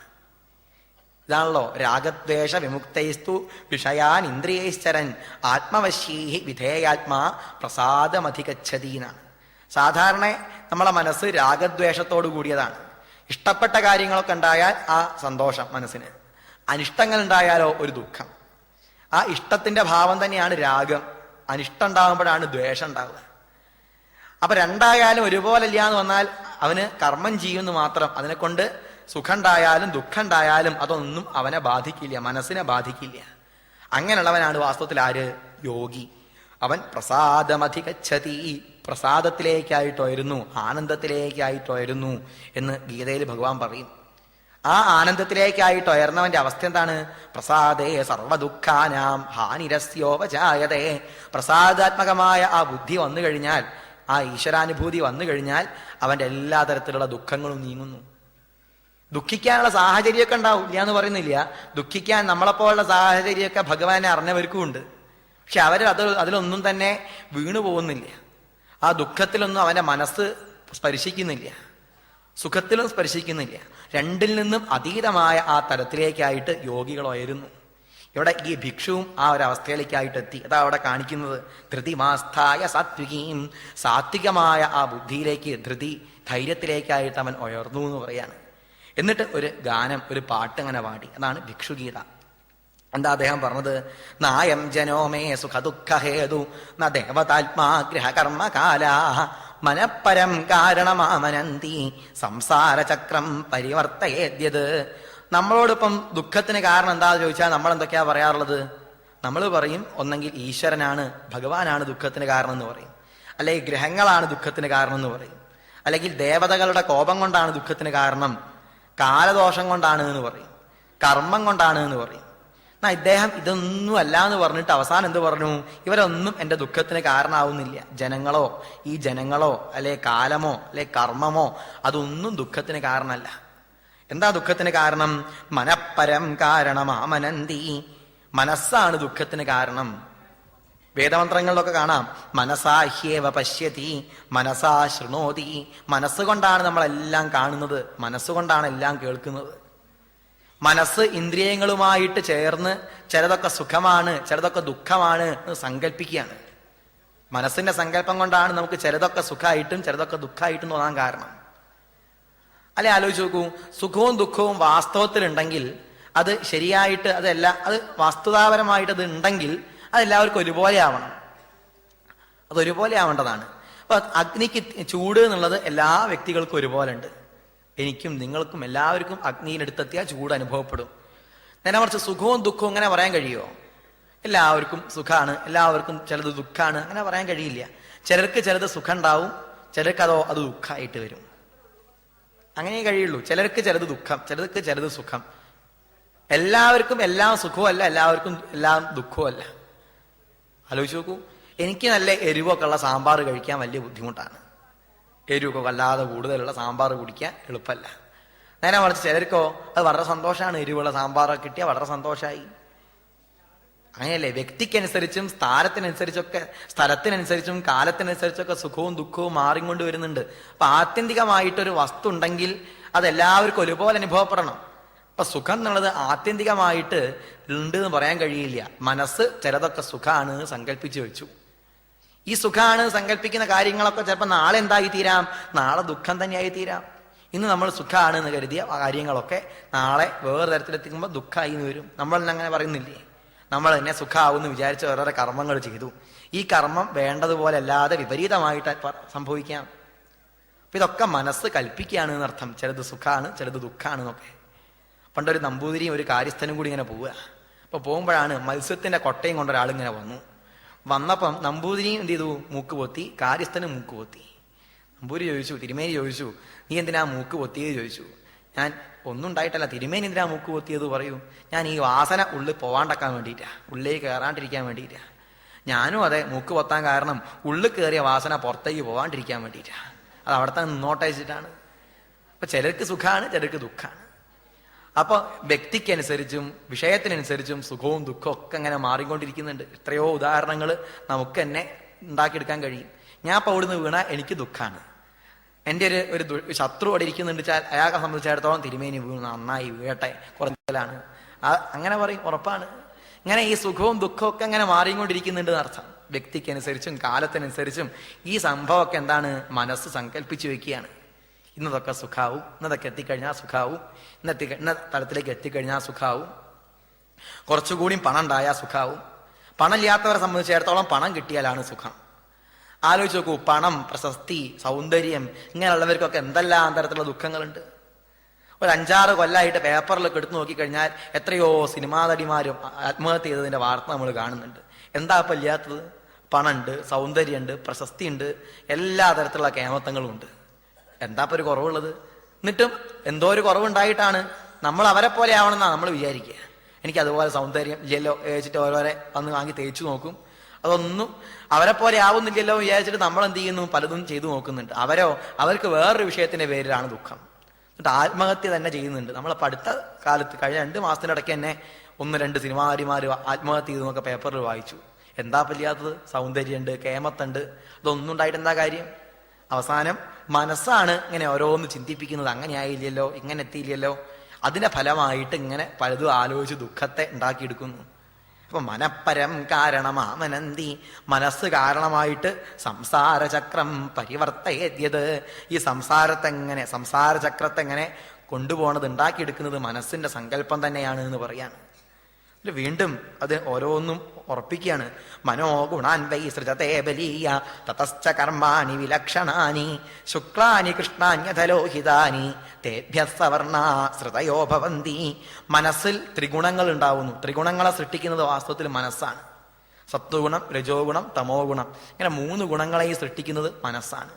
ഈ ത്രിഗുണങ്ങൾക്കനുസരിച്ച്, നമ്മുടെ 3 ഗുണങ്ങൾക്കനുസരിച്ച് ശുക്ലാനി കൃഷ്ണാന്യഥലോഹിതാനി, കറുപ്പും വെളുപ്പും ചുവപ്പും ആയിക്കൊണ്ടുള്ള കർമ്മങ്ങൾ നമ്മൾ ചെയ്യുന്നു. സത്വഗുണം അതാണ് വെളുപ്പ്, രജോ ഗുണം അതാണ് ചുവപ്പ്, തമോ ഗുണമാണ് കറുപ്പായിട്ട് പറഞ്ഞത്. ചിലർ സാത്വികന്മാരായിട്ട് വരുന്നു, സാത്വികങ്ങളായ കർമ്മങ്ങൾ ഉണ്ടാവുന്നു ചിലരിൽ നിന്ന് രജോ ഗുണപ്രധാനമായ കർമ്മങ്ങൾ ഉണ്ടാവുന്നു, ചിലരിൽ നിന്ന് തമോ ഗുണപ്രധാനമായ കർമ്മങ്ങൾ ഉണ്ടാവുന്നു. ഇങ്ങനെ ഈ കർമ്മങ്ങളൊക്കെ ഉണ്ടാക്കിയെടുക്കുന്നത് മനസ്സാണ്, മനസ്സിലുള്ള വാസനയാണ്. വാസനയാണോ അതോ പരിശീലനം അഭ്യാസമാണോ ഒരു പ്രധാനം എന്ന് ഒരിക്കൽ കാളിദാസനും ഭോജരാജാവും തമ്മിൽ ബെറ്റുവെച്ചു. ഭോജരാജാവ് പറഞ്ഞു പരിശീലനം കൊണ്ട് സാധിക്കുന്നു പറഞ്ഞു. എന്തും സാധിക്കും, വാസനേനെയൊക്കെ തകർക്കാൻ, മനസ്സിലുള്ള സംസ്കാരമൊക്കെ പോക്കാൻ എന്തുകൊണ്ട് കഴിയും? പരിശീലനം കൊണ്ട് കഴിയുമെന്ന് പറഞ്ഞു. കാളിദാസൻ പറഞ്ഞു ഏറ്റവും പ്രധാനം എന്താണ്? അത് വാസന തന്നെയാണ് എന്ന് പറഞ്ഞു. പെറ്റൊക്കെ വെച്ചു. അവസാനം ഭോജരാജാവ് തന്റെ അഭിപ്രായം സാധൂകരിക്കാനായിട്ട് ഒരു ചെറിയൊരു പൂച്ചക്കുട്ടി ഉണ്ടായിരുന്നു. ആ പൂച്ചക്കുട്ടിയെ വിളക്ക് പിടിക്കാൻ വേണ്ടി പഠിപ്പിച്ചു. കുറേ ദിവസം കൊണ്ട് പൂച്ച വിളക്കൊക്കെ പിടിച്ചു. അങ്ങനെ അതിലേക്ക് ഇങ്ങനെ എണ്ണ അങ്ങനെ ഒഴിച്ചിട്ടുണ്ടെങ്കിൽ ആ എണ്ണയിൽ വിളക്കിൽ ചെറിയൊരു തിരി ഇട്ടിട്ടുണ്ടെങ്കിൽ പൂച്ച അതിങ്ങനെ കടിച്ചിങ്ങനെ പിടിക്കും. ആൾക്കാരുടെ കൂടെ ഇങ്ങനെ നടന്നിങ്ങനെ പോവും. ഇതാണ് പരിശീലനം കൊണ്ടാക്കിയൊരു വിഷയമാണിത്. വലിയ കേമായിട്ട് പരിശീലിപ്പിച്ചുണ്ടാക്കിയെടുത്തു. അങ്ങനെ ഇരിക്കുമ്പോഴാണ് ഒരു ദിവസം ആൾക്കാരൊക്കെ അങ്ങനെ ഉണ്ട്, എല്ലാവരും ഇങ്ങനെ ഇരിക്കുന്ന സമയത്ത് കാളിദാസൻ ഒരു പൊതിയും കൊണ്ട് ആ വഴിക്ക് വന്നു. പൂച്ച ഇങ്ങനെ വിളക്കും വെച്ചും കൊണ്ടിരിക്കുകയല്ലേ, ഈ സമയത്ത് ആ പൊതി ഇങ്ങോട്ട് അഴിച്ചു വിട്ടു. എലിയാണ് അതിലങ്ങോട്ട് പോയത്. എലി അങ്ങോട്ട് പോയപ്പോഴത്തേക്ക് പിന്നത്തെ കഥയൊന്നും വേണ്ട, പൂച്ചയ്ക്ക് വിളക്കൊന്നും വേണ്ട, അതൊക്കെ തട്ടി മാറ്റി നേരെ എലീൻ്റെ അടുത്തേക്കാണ് ചാടിപ്പോയി. എലീനെ പിടിച്ചു തിന്നു. അപ്പൊ എന്താ പ്രധാനം? മനസ്സിനെയാണ്. മനസ്സിന്റെ ആ സങ്കല്പം, അതാണ് വാസന എന്ന് പറഞ്ഞ അനവധി കാലമായിട്ട് കൂട്ടിവെച്ചതായ ആ സങ്കല്പം, അതാണ് വാസന. അത് അഭ്യാസത്തെക്കാൾ പോലും ആ സംസ്കാരം അത് നമ്മെ യോഗികളായാൽ പോലും അവരെ പോലും എന്ത് ചെയ്യുന്നുണ്ട്? മനസ്സിന്റെ വാസനകൾ ഓരോരോ കർമ്മങ്ങളിലേക്കായിട്ട് പ്രേരിപ്പിക്കുന്നുണ്ട്. നമ്മൾ കർമ്മം ചെയ്യണ്ടെന്ന് വിചാരിച്ചിട്ട് കാര്യമില്ല. ഭഗവാൻ ഗീതയിൽ പറയും പ്രകൃതി നിന്നെ കൊണ്ട് എന്ത് ചെയ്യും? ആ കർമ്മങ്ങൾ ചെയ്യിപ്പിക്കും. നീ ചെയ്യണ്ടെന്ന് വിചാരിച്ചിട്ട് കാര്യമൊന്നുമില്ല, പ്രകൃതി ഈ കർമ്മങ്ങൾ ചെയ്യിപ്പിക്കും. അപ്പൊ അനവധി കാലം നല്ല കർമ്മങ്ങൾ ചെയ്തിട്ടുണ്ടെങ്കിൽ നമ്മളിൽ എന്ത് വരും? നല്ല സംസ്കാരം അഥവാ നല്ല വാസന വരും. അതിന്റെ ഫലമായിട്ട് നമ്മൾ നല്ല കർമ്മങ്ങൾ ചെയ്യും. അതാണ് സാത്വികങ്ങളായ കർമ്മങ്ങൾ എന്നർത്ഥം. ചീത്ത കർമ്മങ്ങളാണെങ്കിലോ, ചീത്ത കർമ്മങ്ങൾ മാത്രം ചെയ്ത് ചീത്ത സംസ്കാരം മനസ്സിൽ നിറഞ്ഞു നിൽക്കുന്ന ഒരു വ്യക്തി ഒരു പക്ഷേ നല്ല കർമ്മം ചെയ്യാൻ വിചാരിച്ചാൽ പോലും സാധിക്കില്ല. അവൻ സപ്താഹം കേൾക്കണം എന്ന് വിചാരിച്ചു, നല്ല കർമ്മമൊക്കെയാണ് അത് കേൾക്കണം എന്ന് വിചാരിച്ച് ഇവിടെ വന്നാൽ പോലും അവനത് ഇവിടെ ഇരിക്കാൻ കഴിയില്ല. ഒരു അച്ചടക്കത്തോടുകൂടി ഇരിക്കാൻ കഴിയില്ല. വേറൊരു കാര്യത്തിലേക്കായിട്ട് പോകും മനസ്സ്. എന്തിനാ അങ്ങനെ ഇരുന്നിട്ട് കാര്യം എന്താണ്? ആരും വരുന്നില്ലല്ലോ നമുക്ക് വിചാരിച്ചിങ്ങനെ ഇരിക്കും. അതാണ് സംഭവിക്കുക. അപ്പൊ അതുകൊണ്ട് ഇതൊക്കെ കാരണം എന്താണ്? മനസ്സാണ്. ബലീയം വളരെ ബലവാനായിരിക്കുന്ന മനസ്സിന്റെ ഈ വാസനയാണ് നമ്മെ കർമ്മങ്ങളിലേക്ക് എത്തിക്കുന്നത്. അതുകൊണ്ട് മനസ്സിനെ അടക്കുകയാണ് വേണ്ടത്. വാസ്തവത്തിൽ പറയുകയാണെങ്കിൽ പരമാത്മാവ് ഒന്നിനോടും മനസ്സിനോടൊന്നും സംഘമില്ലാത്തവനാണ്, ഒന്നിനോടും സംഘമില്ലാത്തവനാണ്. പക്ഷേ സഖ ഈ പരമാത്മാവിന്റെ കൂടെ തന്നെ ജീവാത്മാവുണ്ട്. ജീവാത്മാവും ശരിക്കും അസംഗം തന്നെയാണ്, മനസ്സിനോട് ചേർച്ചയില്ലാത്തവനാണ്. പക്ഷേ താൻ മനസ്സിനോട് ചേർന്നും കൊണ്ട് ഞാൻ മനസ്സാണ് തെറ്റിദ്ധരിച്ച് അങ്ങനെ മനസ്സായിട്ട് കണ്ടിട്ട് ജുഷൻ നിബദ്ധോ ഗുണസംഗതോസൗ മനസ്സിനോടുള്ള ബന്ധം കൊണ്ട് ത്രിഗുണങ്ങളിൽ ചേർന്നു പോകുന്നു. തൻ്റേതല്ല മനസ്സ് എന്ന് പറഞ്ഞാൽ പ്രകൃതിയാണ്. താൻ പ്രകൃതിയിൽ നിന്ന് വിട്ടു നിൽക്കുന്ന ഈശ്വരനാണെന്ന് മനസ്സിലാവാതെ നമ്മളിപ്പോ ഒരു സിനിമയൊക്കെ കാണുന്ന സമയത്ത് സിനിമയിലുണ്ടായ ദൃശ്യം തൻ്റെ ദൃശ്യമായിട്ട് തെറ്റിദ്ധരിക്കുന്നത് പോലെ, തൻ്റെതല്ല ദൃശ്യങ്ങളൊന്നും, അവിടെ ഉണ്ടാവുന്ന സംഭവങ്ങളൊന്നും തൻ്റെ സംഭവങ്ങളല്ല, തൻ്റെ സംഭവങ്ങളായിട്ട് താൻ തെറ്റിദ്ധരിക്കുന്നത് പോലെ ഈ ജീവാത്മാവ് മനസ്സിന്റെ വിഷയങ്ങളൊക്കെ തൻ്റെ വിഷയങ്ങളായിട്ട് സുഖവും ദുഃഖവും അതുപോലെ തന്നെ അതിൽ നിന്നുണ്ടാവുന്ന രാഗദ്വേഷങ്ങളൊക്കെ തൻ്റെ അവസ്ഥയായിട്ട് തെറ്റായിട്ട് ധരിക്കുകയാണ്. അപ്പൊ അതുകൊണ്ട് വാസ്തവത്തിൽ എല്ലാ കർമ്മങ്ങളും എന്തിനാണ്? ആത്മാവിനെ, ജീവാത്മാവിനെ പ്രകൃതിയിൽ നിന്ന്, മനസ്സിൽ നിന്ന് മാറ്റിയിട്ട് ഈശ്വരനിലേക്ക്, പരമാത്മാവിലേക്ക് ചേർക്കാനായിട്ടാണ് യഥാർത്ഥത്തിൽ എല്ലാ കർമ്മങ്ങളും പറഞ്ഞത്. ദാനം സ്വധർമ്മോ നിയമോ യമശ്ച ശ്രുതം ച കർമാണി ച സത്പ്രതാനി സർവേ മനോനിഗ്രഹ ലക്ഷണാന്താ പരോഹി യോഗോ മനസസമാധി. ദാനം സ്വധർമ്മോ, ദാനമാവട്ടെ, സ്വധർമാചരണമാവട്ടെ, നിയമോ യമശ്ച യമങ്ങളും നിയമങ്ങളും, ശ്രുതം ച വേദപഠനങ്ങളും, യോഗദർശനങ്ങളായാലും ഇതൊക്കെ തന്നെ എന്തിനായിട്ടുള്ളതാണ്? അഭ്യാസം, യോഗാഭ്യാസമായാലും അതെല്ലാം മനോനിഗ്രഹ ലക്ഷണാന്താ മനസ്സിനെ തന്നിൽ തന്നെ ആത്മാവിലത്തേക്ക് ഉറപ്പിക്കാനായിട്ടാണ്. അല്ലെങ്കിൽ ആത്മാവിനെ മനസ്സിൽ നിന്ന്, തൻ്റെ ആത്മാവിനെ മനസ്സിന്റെ ആ ഭാവത്തിൽ നിന്ന് മാറ്റിയിട്ട് തന്നിലെ ഈശ്വരനിലേക്ക് ഉറപ്പിക്കാനായിട്ടാണ് എല്ലാ കർമ്മങ്ങളും പറഞ്ഞത്. ഇതാണ് ഇതിൻ്റെയൊക്കെ ലക്ഷ്യം.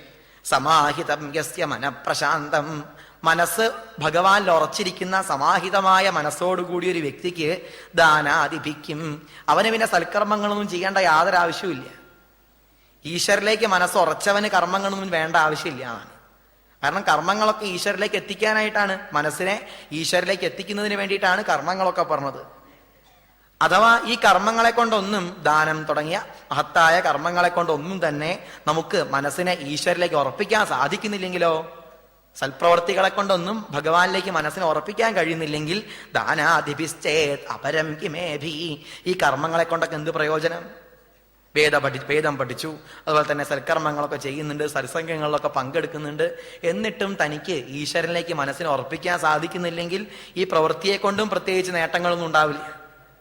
മനോവശേന്യേഹ്യഭവൻ സ്മദേവ മനശ്ച നാന്യസ്യ വശം സമേതി, മനസ്സാണ് ശരിക്കും ഇന്ദ്രിയങ്ങളെയും ഇന്ദ്രിയങ്ങൾക്ക് അധിഷ്ഠാനമായിരിക്കുന്ന ദേവതകളെയും ഒക്കെ പ്രവർത്തിപ്പിക്കുന്നത്.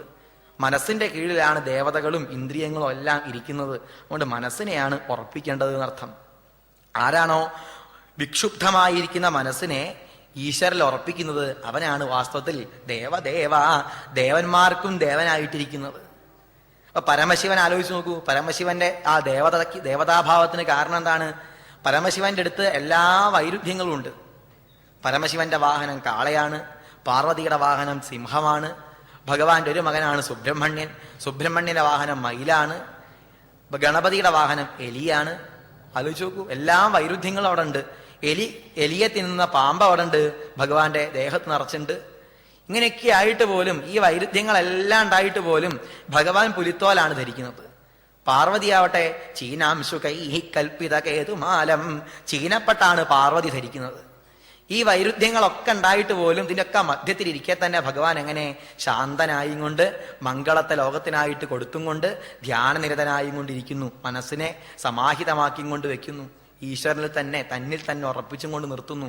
അതല്ലേ ശിവന്റെ ആ സമ്പ്രദായത്തിന്റെ പ്രത്യേകത. അങ്ങനെ ആ ഭഗവാനെ പോലെ ആയിക്കഴിഞ്ഞാൽ നമ്മളും ആരാവും? മനസ്സിനെ ജയിച്ച് വിരുദ്ധങ്ങളായ വിഷയങ്ങളിൽ നിന്നൊക്കെ മനസ്സിനെ ഭഗവാങ്കലേക്ക് ഉറപ്പിക്കാൻ സാധിച്ചാൽ നമ്മളും ആരായിത്തീരുന്നു? നമ്മളും ശിവനെ പോലെ തന്നെയായിത്തീരുന്നു, ശിവൻ തന്നെയായിത്തീരുന്നു. വാസ്തവത്തിൽ ദേഹം മനോ മാത്രം ഇമം ഗൃഹീത്വ, ഈ ശരീരം എന്റേതാണെന്നുള്ള എന്താ ഉറപ്പുള്ളത്? മനസ്സ് കൽപ്പിക്കുകയാണ് ഇതെന്റെ ശരീരം, ഈ ശരീരത്തിന്റെ സ്വാമി ഞാൻ തന്നെയാണ്. പക്ഷെ നമ്മൾ വിചാരിക്കുന്നത് പോലെ എന്തെങ്കിലും ശരീരത്തിൽ നടക്കുന്നുണ്ടോ? ചിലർ പറയാറില്ലേ, ഞാനായതുകൊണ്ടാണ് സഹിച്ചത്, തലവേദന ഞാനായതുകൊണ്ടാണ് സഹിച്ചത്. അല്ലെങ്കിൽ ഇപ്പം എന്താ ചെയ്യുക? എടുത്ത് കളയാൻ കഴിയുമോ? തലവേദന വന്നാൽ ആവാഹിച്ച് കളയാനൊന്നും കഴിയില്ല. ഞാനായതുകൊണ്ടാണ് സഹിച്ചത്. പക്ഷെ എൻ്റെ ശരീരമാണെങ്കിൽ എന്നിൽ തലവേദന ഉണ്ടാവരുതല്ലോ. ഞാൻ ഇതിൻ്റെ സ്വാമിയാണെങ്കിൽ എനിക്ക് ശരീരത്തിൽ യാതൊരു കുഴപ്പവും ഉണ്ടാവരുത്. എന്നാൽ പലപ്പോഴും ഈ ശരീരത്തിലേക്ക് പല രോഗങ്ങളും വരുന്നുണ്ട്. എന്നാൽ പോലും എൻ്റെ ശരീരത്തിൻ്റെ പേരിൽ എന്തൊരു അഭിമാനമാണ് നമുക്കുള്ളത്. ശരീരത്തിനോട് മാത്രമല്ല, ശരീരവുമായിട്ട് ബന്ധമില്ലാത്തതിനോട് പോലും നമുക്ക് നല്ല അഭിമാനമാണ്. നമ്മുടെ ഫോണിനോട്, നമ്മുടെ TV-നോട് എന്തൊരു അഭിമാനമാണ്. അതിനെക്കുറിച്ച് ആരെങ്കിലും കുറ്റം പറഞ്ഞാൽ ഞാൻ ഉടനെ തന്നെ ചീത്ത പറയും. ഇതെന്താ അങ്ങനെ പറയാൻ കാരണം? അങ്ങനെയൊന്നല്ല എന്ന് പറയും. ഞാനായിട്ട് യാതൊരു ബന്ധവുമില്ല, എന്നാൽ പോലും ഒരു അഭിമാനം കൂടുതലാണ്. എനിക്ക് ഈ TV-യുടെ കമ്പനി എന്തെങ്കിലും പൈസ തരുന്നുണ്ടോ മാസത്തിൽ? ഒന്നുമല്ല, ഞാൻ വാങ്ങി എന്നുള്ളത് കൊണ്ട് മാത്രം, ഇത് എൻ്റേതാണ് എന്നുള്ളത് കൊണ്ട് മാത്രം അതിനെ ഭാഗമാക്കിക്കൊണ്ട് പറയാണ്. അപ്പൊ എന്നിൽ നിന്ന് അന്യമായ വസ്തുക്കളെ പോലും നമ്മൾ ഞാനായിട്ട് കരുതുന്നുണ്ട്. അതുകൊണ്ട് ഏഷോഹമന്യോയമിതി ഭ്രമേണ ദുരന്തപാരേ തമസി ഭ്രമന്തി, മനസ്സിന്റെ ഈ ഒരു ഏഷോഹമന്യോയമിതി ഭ്രമേണ, എന്റേത് ഞാൻ എന്നുള്ള ഈ ചിന്ത കാരണം ദുരന്തപാരേ തമസി ഭ്രമന്തി, ഇരുട്ടിൽ നമ്മൾ ഇങ്ങനെ ഭ്രമിച്ചും കൊണ്ടിരിക്കുന്നു. ഇത് എന്റേതാണ്, ഇത് അന്യന്റേതാണ്, എനിക്ക് നേരെയായ കുഴപ്പമൊന്നുമില്ല. വേറെ ആർക്കെങ്കിലാണെങ്കിലോ അപ്പോൾ അസൂയ ഉണ്ടാവും, കുശുമ്പുണ്ടാവും, ഇങ്ങനെ അവന് കിട്ടിയില്ലേ എന്നുള്ളൊരു വിചാരം ഉണ്ടാവും. ഇതൊക്കെ വരാൻ കാരണം അവൻ എന്നിൽ നിന്ന് അന്യമാണ് എന്ന് മനസ്സ് സങ്കല്പിക്കുകയാണ്. വാസ്തവം അങ്ങനെയാണോ? എല്ലാം ഭഗവാൻ തന്നെയാണ്, അതാണ് വാസ്തവം. അത് മനസ്സിലാവാതെ മനസ്സ് അവൻ വേറെ, അത് വേറെ, ഇങ്ങനെ പ്രപഞ്ചത്തെ പലതായിട്ട് കാണിച്ചു തരുന്നു. അപ്പം അന്യൻ ഞാൻ, എനിക്ക് എല്ലാ ഗുണങ്ങളും ഉണ്ടാവണം, ഒരു കുഴപ്പമില്ല, ബാക്കിയുള്ളവർക്കോ ഒരു ഗുണം ഉണ്ടാവരുത്. ഏഷോഹം അന്യോയമിതി ഭ്രമേണ. പണ്ട് ഒരാൾ പ്രാർത്ഥിച്ചതിനെ കുറിച്ച് പറയാറില്ലേ, അഹം പത്നിയും കുഞ്ചും വർദ്ധയ വർദ്ധയ, ഞാനും എൻ്റെ ഭാര്യയും മകനും നേരെ ആവണേ എന്നാണ്. ഒക്കെ നേരെ ആവണം. ശേഷജനാനാം കുണ്ടാമുണ്ടിയും പ്രാപയാ, ബാക്കിയുള്ളവരൊക്കെ നശിച്ചു പോട്ടെ, കുണ്ടാമുണ്ടി പിടിക്കട്ടെ. ഈ തോന്നലൊക്കെ വരാൻ കാരണം ഇത് അന്യൻ വേറെയാണുള്ള ചിന്ത ഉണ്ടായിട്ടാണ്. ആത്യന്തികമായി പറഞ്ഞാൽ അവനും ഞാനും എല്ലാം ഒന്ന് തന്നെ. പരസുഖമേ സുഖമെനിക്കൂ, പരദുഃഖം ദുഃഖം, പരമാർത്ഥത്തിൽ പരനും ഞാനും ഭവാനും ഒന്നല്ലീ. ആത്യന്തികമായി പറഞ്ഞാൽ ഭഗവാൻ തന്നെയാണ് സമസ്തവും. അത് നമുക്ക് തോന്നുന്നില്ല. മനസ്സിലെ ഈ അജ്ഞാനം കൊണ്ട് ഏഷോഹം, മനസ്സ് കൽപ്പിക്കുകയാണ് അവൻ വേറെ അത് വേറെ, ഈ പലതുകളൊക്കെ വേറെ വേറെ തന്നെ തോന്നിപ്പിക്കുകയാണ്. എന്നിട്ട് ആകെ കൂടെ വിഷണ്ണന്മാരായും കൊണ്ട് എനിക്കില്ലല്ലോ, എനിക്ക് നേരെയായില്ലല്ലോ, നിസ്സാരങ്ങളായ വിഷയങ്ങളുടെ പേരിൽ നമ്മൾ ഇങ്ങനെ ദുഃഖിച്ചും കൊണ്ടിരിക്കുന്നു. എന്നിട്ട് ഓരോന്നും ഇവരൊന്നും അല്ല ദുഃഖത്തിന് കാരണം എന്ന് പറഞ്ഞ് ഉറപ്പിക്കുകയാണ്. ജനസ്തുഹേതു സുഖ ദുഃഖയോശ്ചേൽ, ജനങ്ങളാണോ സുഖത്തിനും ദുഃഖത്തിനൊക്കെ കാരണം? ഒരിക്കലും അല്ല. ജനങ്ങളൊന്നും സുഖത്തിനും ദുഃഖത്തിനും കാരണമല്ല. കാരണം ഞാൻ ആത്മാവാണ്. ആത്മാവിനെ ജനങ്ങൾക്കൊന്നും ദുഃഖിപ്പിക്കാനോ സുഖിപ്പിക്കാനോ കഴിയില്ല. ശരിക്കും അവനവനെ കൊണ്ട് തന്നെയാണ് അവനവന് സുഖവും ദുഃഖവും ഉണ്ടാവുന്നത്. അപ്പൊ ആരോടെയും കോപിക്കാൻ കഴിയുമോ? നമുക്ക് ഒരാളോടും കോപിക്കാൻ കഴിയില്ല. ഇടയ്ക്ക് നമ്മളെ പല്ലുകൊണ്ട് തന്നെ നമ്മുടെ നാവ് കടിച്ചു പോകും. നമ്മുടെ പല്ലുപയോഗിച്ച് നമ്മളെ നാവ് തന്നെ കടിച്ചു പോകും അറിയാതെ. ആരോടെയും കോപിക്കാൻ കഴിയുമോ നമുക്ക്?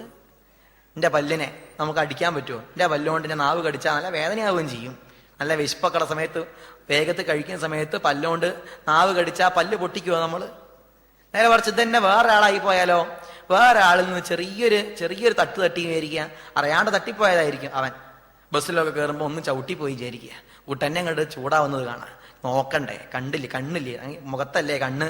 എന്തൊക്കെയാ ചോദിക്കുക നമ്മൾ? അയാളൊന്നും അറിയാതെ ചവിട്ടിപ്പോയതായിരിക്കും. എന്നാൽ പോലും നമുക്ക് യാതൊരു ക്ഷമയില്ല. ഇങ്ങനെ അവനെ വേറെയായിട്ടും എന്നെ കൊണ്ട് തന്നെ അബദ്ധം പറ്റിയതിച്ചാലോ എന്നാ യാതൊരു കുഴപ്പമില്ല.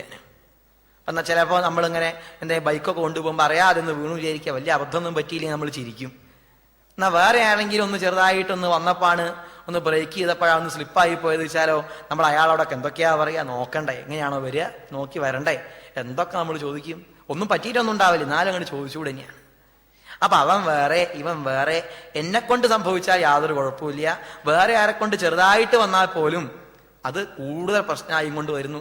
കൂടുതൽ പ്രശ്നം അഭിനയിക്കും നമ്മൾ. ഇതിനൊക്കെ കാരണം എന്താണ്? മനസ്സ് സങ്കല്പിക്കുകയാണ് അവൻ വേറെ തന്നെ, ഇത് ഞാൻ തന്നെ, ഇത് എനിക്ക് തന്നെ. ഈ തരത്തിലുള്ള ചിന്തകളൊക്കെ വരുന്നത് മനസ്സിന്റെ കാരണം കൊണ്ടാണ് എന്ന് പറഞ്ഞു. കാരണം ജനങ്ങളല്ല ദുഃഖത്തിന് കാരണം.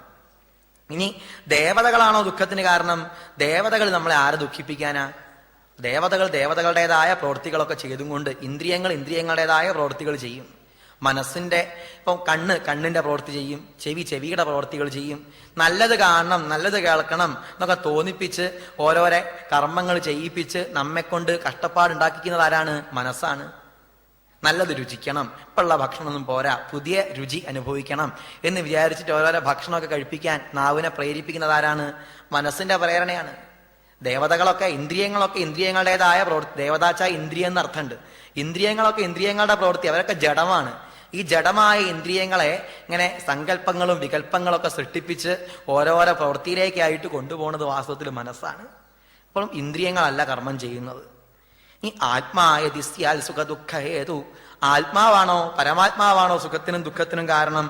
അയ്യോ, പരമാത്മാവ് ആരെയും സുഖിപ്പിക്കുന്നുമില്ല, ആരെയും ദുഃഖിപ്പിക്കുന്നുമില്ല. നഹ്യാത്മനോന്യതി തന്മൃഷാസ്യാൽ ക്രുദ്ധ്യേതകസ്മാൽ ന സുഖം ന ദുഃഖം. വാസ്തവത്തിൽ ആത്മാവിൽ സുഖവും വരുന്നില്ല, ദുഃഖവും വരുന്നില്ല. രണ്ടിനും അതീതമായിട്ടിരിക്കുന്ന ശക്തിയാണ്, ആനന്ദമായിട്ടിരിക്കുന്ന ശക്തിയാണ് ഈശ്വരൻ. ഈശ്വരൻ ആരെയും ദുഃഖിപ്പിക്കുന്നില്ല. ഇനി ചിലർ പറയാറുണ്ട് ഗ്രഹങ്ങളാണ് സുഖത്തിനും ദുഃഖത്തിനും കാരണം എന്ന് പറയും. ഗ്രഹങ്ങൾ സുഖത്തിനും ദുഃഖത്തിനും കാരണമാവുന്നുണ്ടാവും. അഥവാ ഗ്രഹങ്ങൾ ചൊവ്വ ബുധൻ തുടങ്ങിയ ഗ്രഹങ്ങൾ നമ്മൾ ജനിച്ച സമയത്ത് ഓരോരോ ഭാഗത്തായിട്ട് നിന്നത് കൊണ്ടാണ് ദുഃഖം ഉണ്ടാവുന്നത് എന്നാണെങ്കിൽ അവരാരെ ദുഃഖിപ്പിക്കുന്നുള്ളൂ? ജനിച്ചത് ശരിക്കും എന്താണ്? ശരീരം മാത്രമേ ജനിച്ചിട്ടുള്ളൂ. ഞാൻ ശരീരമാണോ വാസ്തവത്തിൽ? ആത്മാവാണ്. ആത്മാവിനെ എങ്ങനെയാ ഗ്രഹം പീഡിപ്പിക്കുക? ഈശ്വരനെ, എന്നിലുള്ള ഈശ്വരത്വത്തെ എങ്ങനെയാ ഗ്രഹം പീഡിപ്പിക്കുക? ഒരു ഗ്രഹവും നമ്മെ പീഡിപ്പിക്കില്ല. ഇത് ഉറപ്പിച്ചാൽ മതി. അഥവാ അങ്ങനെ ഒരു ഗ്രഹങ്ങൾ ബാധിക്കുന്നുണ്ടോ? ഉണ്ടെങ്കിൽ തന്നെ നമ്മൾ ഈശ്വരനെ വിചാരിക്കുകയാണെങ്കിലോ ഈ ഗ്രഹങ്ങൾ നമ്മളെ ബാധിക്കുമോ? ഒരിക്കലും ബാധിക്കില്ല. ഈശ്വരൻ ആരാണ്? ജ്യോതിഷാമപി തജ്ജ്യോതി. ജ്യോതിശ്ചക്രങ്ങൾക്ക് പോലും ജ്യോതിസായിട്ടിരിക്കുന്നവനാണ് ഭഗവാൻ. ആ ഭഗവാനെ വിളിച്ചാൽ ഭഗവാന്റെ കീഴിൽ നിൽക്കുന്ന ഗ്രഹങ്ങൾ നമ്മൾ എന്തെങ്കിലും ചെയ്യുമോ? നമുക്ക് SP-നെ തന്നെ നല്ല പരിചയമുണ്ട്. അങ്ങനെ ഇരിക്കുമ്പോൾ കോൺസ്റ്റബിൾ എന്തെങ്കിലും പറഞ്ഞാൽ നമുക്ക് എന്താ കുഴപ്പം? SP-നെ നേരിട്ട് വിളിക്കാനുള്ള പവർ നമുക്കുണ്ട്. ഈ കോൺസ്റ്റബിൾ എന്തെങ്കിലും പറഞ്ഞാൽ നമുക്ക് എന്തെങ്കിലും മേടിക്കാനുണ്ടോ? അപ്പൊ ഭഗവാന്റെ കീഴിലുള്ളവരാണ് ഈ ഗ്രഹങ്ങൾ. ആ ഗ്രഹങ്ങളൊന്നും നമ്മളെ ബാധിക്കില്ല. ഭഗവാനെ നന്നായിട്ട് വിചാരിച്ചാൽ, ഭഗവാനിലേക്ക് മനസ്സ് ഉറപ്പിച്ചു കഴിഞ്ഞാൽ ഒരു ഗ്രഹവും തന്നെ ബാധിക്കില്ല. നമ്മളിൽ ബുദ്ധി വന്നാൽ, വേണ്ട ബുദ്ധി വന്നു കഴിഞ്ഞാൽ ഒരു ഗ്രഹവും നമ്മളിലേക്ക് എത്തില്ല. ഇനി കർമ്മമാണോ സുഖത്തിനും ദുഃഖത്തിനും കാരണം? അതുമല്ല. കർമ്മങ്ങളെ ചെയ്യിപ്പിക്കുന്നത് എന്താണ്? മനസ്സാണ്. നേരത്തെ പറഞ്ഞല്ലോ, ആദ്യം തന്നെ പറഞ്ഞല്ലോ, ഓരോ തരത്തിലുള്ള കർമ്മങ്ങളെ ചെയ്യിപ്പിക്കുന്നത്, എന്ന വഴിക്ക് പോയാൽ നിനക്ക് സുഖം ഉണ്ടാവും, എന്ന രീതിയിൽ പോയാൽ നിനക്ക് ദുഃഖം ഉണ്ടാവും, എന്ന വഴിക്ക് കൂടുതൽ പോയാൽ നിനക്ക് കൂടുതൽ സുഖം ഉണ്ടാവും, ഇങ്ങനെയൊക്കെ പറഞ്ഞ് ഇന്ദ്രിയങ്ങളെ ഓരോന്നിന്റെ വഴിക്കും വിടുന്നതാരാ? മനസ്സാണ്. അപ്പോഴും വാസ്തവത്തിൽ ആരാ സുഖത്തിനും ദുഃഖത്തിനും കാരണം? മനസ്സ് തന്നെ. മനസ്സ് ഇങ്ങനെ ചഞ്ചലമായതുകൊണ്ടാണ് സുഖവും ദുഃഖവും ഉണ്ടാവുന്നത്. ഈ കാലമാണോ സുഖത്തിനും ദുഃഖത്തിനും കാരണം? കാലം എപ്പോഴും ഒരുപോലെ തന്നെയാണ്. ചില കാലത്തിന്റെ ദോഷം കൊണ്ടാണ്. കാലത്തിന് എന്ത് ദോഷം ഉണ്ടാവാനാണ്? എല്ലാ കാലവും ഒരുപോലെ തന്നെ. 24 മണിക്കൂർ കഴിഞ്ഞാൽ ഒരു ദിവസം. അപ്പൊ കാലം എന്ത് ദുഃഖിപ്പിക്കാനാ? കാലവും ദുഃഖിപ്പിക്കുന്നില്ല. ആത്യന്തികമായി പറഞ്ഞാൽ ഇതൊന്നുമല്ല ദുഃഖത്തിന് കാരണം. മനസ്സിന്റെ ഈ ചഞ്ചലത്വം, ചാഞ്ചല്യം തന്നെയാണ് ദുഃഖത്തിന് കാരണം. ഈ ചഞ്ചലപ്പെട്ടുകൊണ്ടിരിക്കുന്ന മനസ്സിനെ ഭഗവാനിലേക്ക് ഉറപ്പിച്ചു കഴിഞ്ഞാൽ, ഈശ്വരനിലേക്ക് ഉറപ്പിച്ചു കഴിഞ്ഞാൽ എല്ലാ തരത്തിലുള്ള ദുഃഖത്തിൽ നിന്നും അതിവർത്തിക്കാൻ സാധിക്കും. ഈശ്വരൻ തന്നെയാണ് സമസ്തവും എന്ന് മനസ്സിലാക്കി കഴിഞ്ഞാൽ എല്ലാ ദുഃഖത്തിൽ നിന്നും മോചിക്കാനായിട്ട് കഴിയും എന്ന് ഈ ഭിക്ഷുവിന് ഉറപ്പായി. ഏതാം സാസ്ഥായ പരാത്മനിഷ്ഠാമധ്യാസിതാം പൂർവതമേർമഹർഷിഭി അഹം തരിഷ്യാമി ദുരന്തപാരം തമോ മുകുന്ദാഘ്രി നിഷേവയൈവ. പണ്ട് മുതൽക്കേ നമ്മുടെ ആചാര്യന്മാര് ഈ യോഗത്തെക്കുറിച്ചാണ് പൂർവതമേർ മഹർഷിഭി, പൂർവികരായ മഹർഷീശ്വരന്മാര് പറഞ്ഞു തന്ന ആ യോഗത്തെ ഞാൻ സ്വീകരിക്കുന്നതാണ്, അങ്ങനെ സ്വീകരിക്കുന്നതാണ് എന്ന് പറഞ്ഞിട്ട് അഹം തരിഷ്യാമി, ഞാൻ ഈ സംസാര ദുഃഖങ്ങളൊക്കെ തരണം ചെയ്യും. എങ്ങനെ? തമോ മുകുന്ദാഘ്രി നിഷേവയൈവ, മുകുന്ദന്റെ ആ പാദങ്ങളെ തന്നെ ശരണം പ്രാപിച്ചിട്ട് എല്ലാ ദുഃഖങ്ങളെയും ഞാൻ തരണം ചെയ്യും അദ്ദേഹം തീർച്ചപ്പെടുത്തി. ആ ഒരു ഉറപ്പ് അദ്ദേഹത്തിനുണ്ടായിരുന്നു. ആ യോഗബുദ്ധി സുദൃഢമായിട്ട് ഈ യോഗി, ഈ ഭിക്ഷു അങ്ങനെ സഞ്ചരിച്ചു. അങ്ങനെ അവസാനം അദ്ദേഹത്തിന്റെ എല്ലാ ദ്വന്ദ്ങ്ങളിൽ നിന്നും അദ്ദേഹം മോചിച്ചു എന്നാണ്. നിരാകൃതോസദ്ഭിരഭിസ്വധർമാത് അകമ്പിതോമും മുനിരാഹഗാഥാം. മഹർഷിയുടെ ഈ സഞ്ചാരം കൊണ്ട് തന്നെ അദ്ദേഹത്തിന്റെ എല്ലാ ദുഃഖങ്ങളും, ഈ വിചാരം കൊണ്ട് തന്നെ അദ്ദേഹത്തിന്റെ എല്ലാ ദുഃഖങ്ങളും നീങ്ങി. അങ്ങനെ അദ്ദേഹം ദ്വന്ദ്ങ്ങളിൽ നിന്നൊക്കെ മുക്തനായി തീർന്നു. സുഖദുഃഖങ്ങളിൽ നിന്നൊക്കെ അദ്ദേഹം മുക്തനായി തീർന്നു. ആ പരമാനന്ദത്തിലേക്ക് അദ്ദേഹം എത്തിച്ചേർന്നു എന്ന് പറയാണ്. എന്നിട്ട് അവസാനം ഭഗവാൻ ഉദ്ധവരോട് പറഞ്ഞു, ആരാണോ ഈ ഭിക്ഷുഗീത നല്ലതുപോലെ മനസ്സിലാക്കുന്നത്, വേണ്ടതുപോലെ ആരാണോ ഈ ഭിക്ഷുഗീതയെ പഠിക്കുന്നത്, അവർക്കൊക്കെ തന്നെ ധാരയൻ ശ്രാവയൻ ശൃണ്വൻ ദ്വന്ദ്വൈർനൈവാഭിഭൂയതേ, എല്ലാ ദ്വന്ദ്ങ്ങളിൽ നിന്നും നമുക്കിപ്പം അതാണോ ശരി, ഇതാണോ ശരി, എങ്ങനെയാണ് വേണ്ടത്, പലതുണ്ട് എന്നുള്ള തോന്നലുണ്ട്, ഏതാണ് വാസ്തവം എന്നറിയില്ല. ഇങ്ങനെയുള്ള ഈ അവസ്ഥയിൽ നിന്നൊക്കെ നമുക്ക് എന്ത് ചെയ്യാൻ കഴിയും? ഈ ഭിക്ഷുഗീത കേട്ടാൽ മോചിച്ച് ഏകാത്മ തത്വത്തിലേക്ക്, ഏകമായ ആ ഈശ്വരനിലേക്ക് ഉറപ്പിക്കാൻ കഴിയും, മനസ്സിനെ ഉറപ്പിക്കാൻ കഴിയും. അതിനു വേണ്ടിയിട്ടാണ് നാമം ജപിക്കണം എന്നൊക്കെ പറയുന്നത്. നാമം ജപിക്കുന്നതും അതെ, ഇപ്പൊ ഗായത്രി സന്ധ്യാവന്തനമൊക്കെ ചെയ്യാറുണ്ട്. ഈ സന്ധ്യാവന്തനം ചെയ്യുന്നതും അതെ, ക്ഷേത്ര ദർശനം ചെയ്യുന്നതും അതെ, അല്പം നമ്മൾ ഈ ഒരു യോഗബുദ്ധി ഉണ്ടാവുന്നതിന് വേണ്ടിയിട്ടാണ്, മനസ്സിനെ ആ ഏകതയിലേക്ക് ഉറപ്പിക്കുന്നതിന് വേണ്ടിയിട്ടാണ്. അങ്ങനെ ഉറപ്പിക്കാൻ സാധിച്ചാൽ നമുക്കും ഈ സുഖദുഃഖങ്ങളിൽ നിന്നൊക്കെ മുക്തരായിട്ട്, ആ സംതൃപ്തരായിട്ട് ഈ ലോകത്തിൽ ജീവിക്കാനായിട്ട് സാധിക്കും എന്നാണ് ഈ കഥയിലൂടെ ഭഗവാൻ കാണിച്ചു തന്നത്. ഭഗവാൻ തന്നെ നോക്കൂ, ഭഗവാൻ എന്തെല്ലാം ക്ലേശങ്ങൾ ഉണ്ടായിരുന്നു. ശ്രീകൃഷ്ണ ഭഗവാന് ശപിച്ചു. ആര്? ഗാന്ധാരി ശപിച്ചു. ഭഗവാൻ എന്തേ വിഷമമുണ്ടായോ? ശപിച്ചപ്പോഴും ഭഗവാൻ ചിരിക്കുകയുണ്ടായത്. അമ്മ ശപിച്ചതിന്റെ പേരിൽ എനിക്ക് അമ്മയോട് വിഷമം തോന്നുന്നു. എന്താ കാരണം? അമ്മ അത്രയും കാലം കുറെ തപസ്സിലൂടെ കുറെ കാര്യങ്ങളൊക്കെ സമ്പാദിച്ചു, അതൊക്കെ എന്നെ ശപിച്ചതിലൂടെ നഷ്ടപ്പെട്ടു പോയല്ലോ എന്നാലോചിച്ചിട്ട് എനിക്ക് സങ്കടം വരുന്നു, വിഷമം തോന്നുന്നു. അതാ ഭഗവാൻ പറഞ്ഞത്. അതൊക്കെ പറയാൻ ഭഗവാൻ സാധിച്ചത് എന്തുകൊണ്ടാണ്? ഭഗവാൻ യോഗേശ്വരനായതുകൊണ്ടാണ്. പറയാറുണ്ടല്ലോ, യോഗേശ്വരനായ കൃഷ്ണൻ പറയാറുണ്ടല്ലോ. ആ യോഗേശ്വരത്വത്തിലേക്ക് നമുക്ക് എത്തിച്ചേരാനായിട്ട് ഭഗവാൻ തന്നെ, തൻ്റെ ആ തലത്തിലേക്ക് എത്തിച്ചേരാനായിട്ട് ഭഗവാൻ തന്നെ എന്ത് ചെയ്തു? ഈ ഭിക്ഷുഗീതയിലൂടെ യോഗത്തിന്റെ ആ പ്രാധാന്യത്തെ വിസ്തരിച്ച് വർണ്ണിച്ചു തന്നു. ഇതാണ് വളരെ പ്രധാനപ്പെട്ട ഭിക്ഷുഗീത എന്നുള്ള ഭാഗം. അത് നമ്മൾ പറഞ്ഞു കഴിഞ്ഞു. സമയം 10:15 കഴിഞ്ഞിട്ടുണ്ട്. ഏതായാലും നമ്മുടെ സമയം അവസാനിച്ചു. അടുത്ത പ്രഭാഷണം ഇവിടെ തന്നെ തുടങ്ങും. ഇവിടെ നിർത്തുകയാണ്. സർവത്ര ഗോവിന്ദനാമ സങ്കീർത്തനം. ഗോവിന്ദ ഗോവിന്ദ.